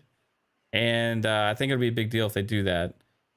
They talked about adding mouse and keyboard support to the cloud also for consoles as well. So maybe that could be a precursor to them putting Age of Empires on console and Game Pass as well, right? Potentially.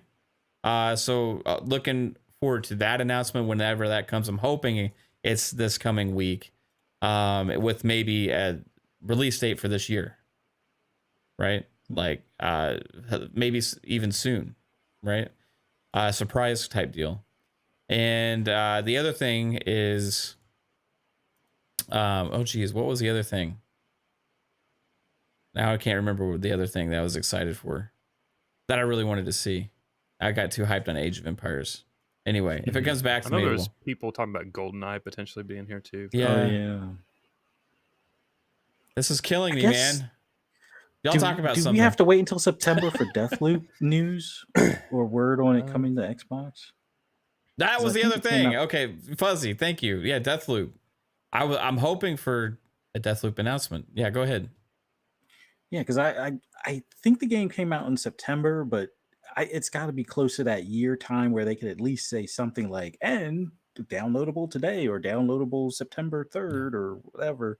You know, Deathloop coming to Xbox Game Pass, day and date. And, you know, here's some extra content or some new skins for is it Colt? I think his name is Colt. I haven't played it in so long. But yeah, I think they give them like new skins or something along those lines, and some new weapons or maybe even a new PvP or PvPvE version of it, where it might be able to be two cults in timeline or something. Right. I don't know. That would be kind of cool. So Deathloop came out on September 14th. Okay. So I think there was rumors about there being even DLC announced, or was there DLC announced for the PlayStation version as well? I don't think they did any DLC announcements for it. Okay. I know that there was something on Twitter where they had hinted when people were asking about it coming to Xbox. I think they said we'll have something special for when it's ready to be announced on Xbox or something. Because I think per contract they can't really talk about it just yet. But I'm hoping there's some like DLC or something additional that'll be kind of cool for when it does come over. Yeah. Okay, I give up. That website's trash. What I was going through the exhibitors list on Gamescom's website to see what but there's 55 pages you got to sort through, and there's like 10 on each fucking page, and it takes like a second to load. Just like, I'm done. Why I'm not confident about hearing about Deathloop soon is because of the way that Capcom contract was with Sony, right? With Resident Evil, and that was just for marketing rights. This is like a whole ass exclusivity deal, you know? And even though if it's timed, I don't know how those contracts are written. But if it was written anyway, like the marketing contract for Resident Evil, that contract had like rights of refusal, first refusal, rights to match, like offers from other companies. So they have to be presented with stuff. So I don't know how that changes or whatnot. Like, you got any ideas, Pong? Yeah, I'm sure that goes out the window when Microsoft buys them, when they're first party, because that would make It could be like a stipulation in there. Like, yeah, that's like one part of the contract that there's no way that they could uphold, because again, it would be Microsoft saying, "Okay, Sony, yeah, we want to put it on Game Pass, and for you to block it, it's we're offering ourselves $100 billion." Okay, so, right? You know, what are you gonna do? Right. Right. So that makes sense. I think that does go out the window. I think that I hope portion so. is null and void. Yeah. But there was still a waiting period after the deal was up, right? So could they try and like still hold that to them? Hold their feet to the fire just for the fuck of it, you know?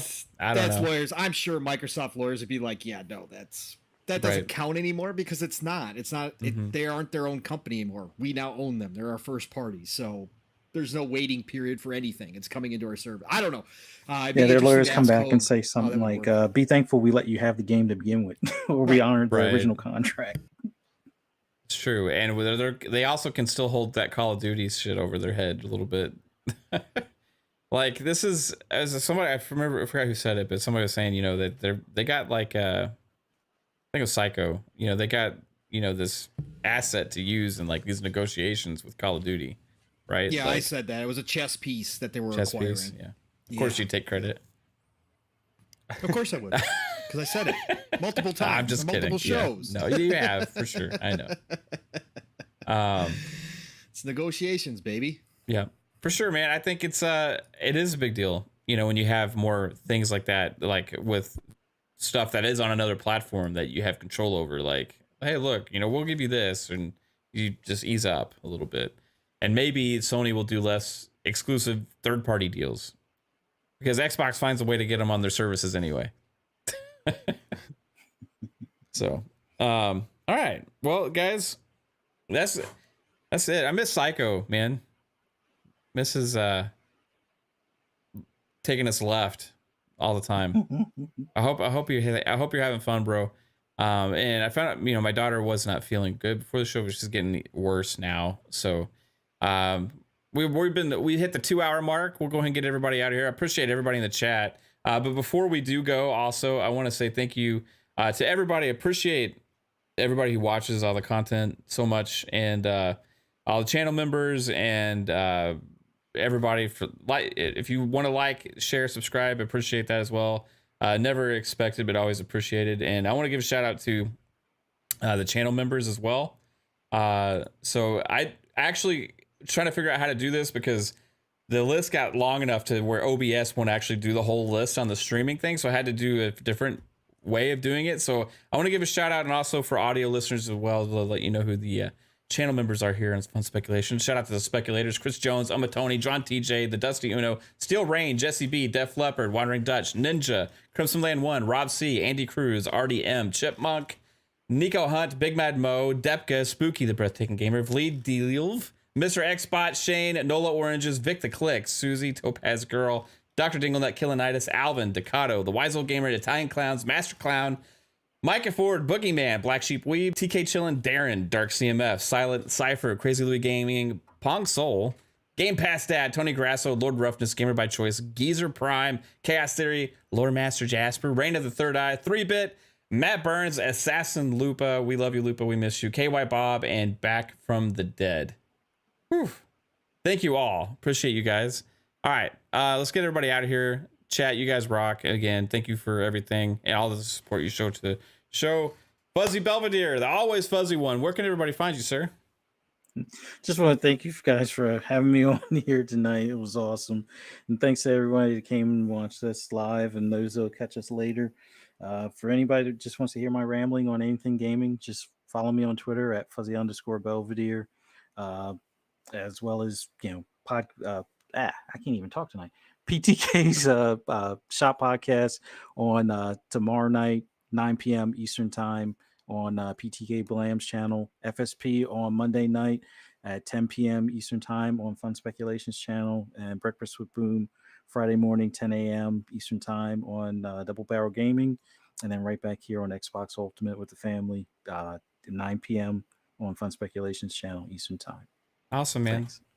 Thanks as always, Fuzzy. Big part of what we do here. Appreciate you. Oh, geez. Now, who do I go to first? Pong Soul. The one and only, the encyclopedia of gaming, dating back to the very first game ever created. The one and only Pong Soul. Thank you as always, bro. I'm glad you got your audio levels good. And where can everybody find you? I hate you. I know. Love you, man. Go to hell. Listen, it's been great, fam. Great to be here tonight, of course, brothers. Kaitlin, sorry I had to jump out, and sorry the daughter's not feeling well. Hopefully she gets better soon. But great show tonight. Again, a lot of topics to talk about. Like I told Mav last night, we always talk about this. It's great to do the Thursday show and then come here and get different conversation and hear other people's opinions. Psycho, we missed you, brother. I did miss your, yeah,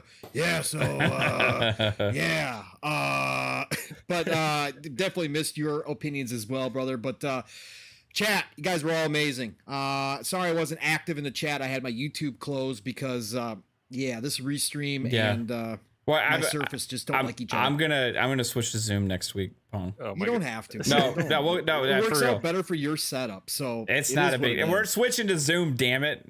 I care about you. I want you to have a good experience when you're sitting in that fucking chair. I have a great experience. I still talked all night tonight. I just didn't have YouTube up. That's all. We're switching to Zoom. It's final. Whatever. You might be able to pull up your YouTube chat on the phone or something if you really care. I probably could, but I didn't want to take up any more Wi-Fi just in case. So anyways. Yeah, Restream is heavy on the resources a little bit. It is. It's very bad. But anyways, it doesn't matter. If I had a normal computer, I'd be fine. But chat, you guys were amazing. Thanks for showing up. Again, we can't do this without you. There would be no point to doing this. We would just be chatting. So thank you for all being here. Nothing but love and respect. Tomorrow morning, set those alarms right now. While you're listening to me, just go set them. It's very easy. 10 a.m. Eastern, 9 o'clock Central Time, 3 p.m. BST time. My brother from another Steel Rain and I back with Living Split Screen. I'm going to say 3+ hours, but it's going to go 4. It's Steel and I, so whatever. Buckle up, get ready, get all your daily plans in order, because we're going to cover you from morning till afternoon. Be there tomorrow morning, Living Split Screen. And then, of course, tomorrow night, like Fuzzy said, PTK Blam's channel with Fuzzy, with myself. And tomorrow night, we have Dr. Mo on the podcast. So that's going to be a great one. Saturday night, done the right way, 9 p.m. Eastern, 8 o'clock Central Time. We're going to have great discussions. Be there or be square. And then Tuesday's Xbox Factor podcast. Probably not going to be there this week again, but it don't matter. It's Mr. Boomstick. It's Double Barrel Gaming. Be there anyways. All Good Things Green, 12 p.m. Eastern, 11 o'clock Central Time, full panel every Tuesday. And then Thursday, Mav and I back at it, PM in the PM. Pong and Mav in the PM, 7 p.m. Eastern, 6 o'clock Central Time. Man, this week was fun. We had a great show last night. Go check it out. We even missed topics last night because we talked about so much. We got done with the show and we're like, oh, shit. We didn't even talk about that. But anyways, be there every Thursday because who knows what's going to happen. We are coming into the fun time of this industry as we approach the holidays and the end of summer. Things are heating up. So be ready. Otherwise, it's golden age of gaming, people. Play what you love what you play. Get out there this weekend and enjoy it. Have a great time, and I'm going to talk to you all real soon. Awesome. Thanks, as always, Pong Soul. Jasper? Where can everybody find the realist, the Debbie Downer one? You can check me out at Lord Jasper on Twitter, Lord Master Jasper on YouTube. If you're playing The Way of the Hunter, I just put out a couple of guides for some stuff in that game, so check that out if you're into that game. I need to watch your guides. I can't fucking kill Hollywood, dude. Oh, I was just talking about like collectible guys, but yeah, I mean, just shoot the deer. It's not that well, I did, and he bled everywhere, and he didn't die. And like I thought I shot him like 4 times, and like he wandered off into the woods, and I went and followed him. He disappeared. He's probably just dead behind a tree now. No, he's not dead because I saw him again later. He showed back up and he was fine. Mav's I'm like playing Way of the Hunter like Call of Duty. He's opening up rounds on these guys. I was being patient. I lined up my shot. He was laying down. I shot him like right, like in the good spot, I thought. And then like he just like jumped up and wandered off, and I shot him again, and then I shot him again. He's running away, and I'm like, what the fuck, Hollywood? Are you like invincible? And then he goes and wanders off, and then like I like have to follow a blood trail for like 30 minutes, and then he's not there. It just stops. I follow a blood trail for 30 minutes, and the blood trail just fucking stops out of nowhere. That's where the body Hollywood is. No, it wasn't. There was no body there because I was like, I guess I give up. I'll have to go try again tomorrow. And I come back down the hill, and guess who's fucking sitting back in the spot where I shot him the very first time was fucking Hollywood, the deer. I'm like, damn it, Hollywood, you gonna go back where you just got shot? Like, I didn't expect that. So then I shoot at him again, and I miss, and I'm like, oh shit, and I got only 1 bullet left. And oh no! So now my truck is like an hour away, walk. I'm like shit. So I gotta like respawn back at the damn building, and Hollywood's alive, laughing at my face, and I can't make my grandpa happy. Hey, Way of the Hunter, put in grenades for Mav, please. Put in grenades. I need grenades. Anyway, that's what I've been up to. FSP Monday night, 10 o'clock Eastern. Fuzzy 3-bit, all them fun people. And then it's Xbox Ultimate Fridays, 9 p.m. Eastern, and that's where I'm at. Thank you all for coming out tonight, and yeah, have fun. Yeah, I'm gonna go kill Hollywood tonight, probably. I'm gonna try again. Set up shop. Appreciate everybody in the chat. You guys rock. Saw a lot of amazing people here, as always. You guys are amazing. And yeah, we'll have some Gamescom coverage next week. I don't know exactly what everything we're gonna cover, but we'll be here for opening night live and then throughout the week for random stuff. So come check it out for live reactions and stuff. If you saw the Quakecon win the other day, kind of get an idea of what we do with that stuff. So if you've seen some of our E3 coverage as well, you kind of get an idea of what we do with that. And then I'll be playing some games this coming week and also this weekend, and then back for all of our shows. I think that's Gamescom is an interesting day because that's the anniversary, I think, when I put on the face cam for this channel. This is the first Gamescom stream, yeah. Was it? Wow. I think you're right, Jasper. Nice. It would be your 1-year anniversary? I guess for face cam. Yeah. I was like maybe a month or 2 before that. It was like on your channel as a guest or something, but okay. Interesting. Yeah, I'd have to go back and watch. I feel like you've been here for like 2 months for some reason. The time flies by, dude. You tell me that this channel's been here for 2 years. It's hard to believe. It really is. Pong Soul was in the fucking chat, just making fun of me trying to play Halo and stuff all the time.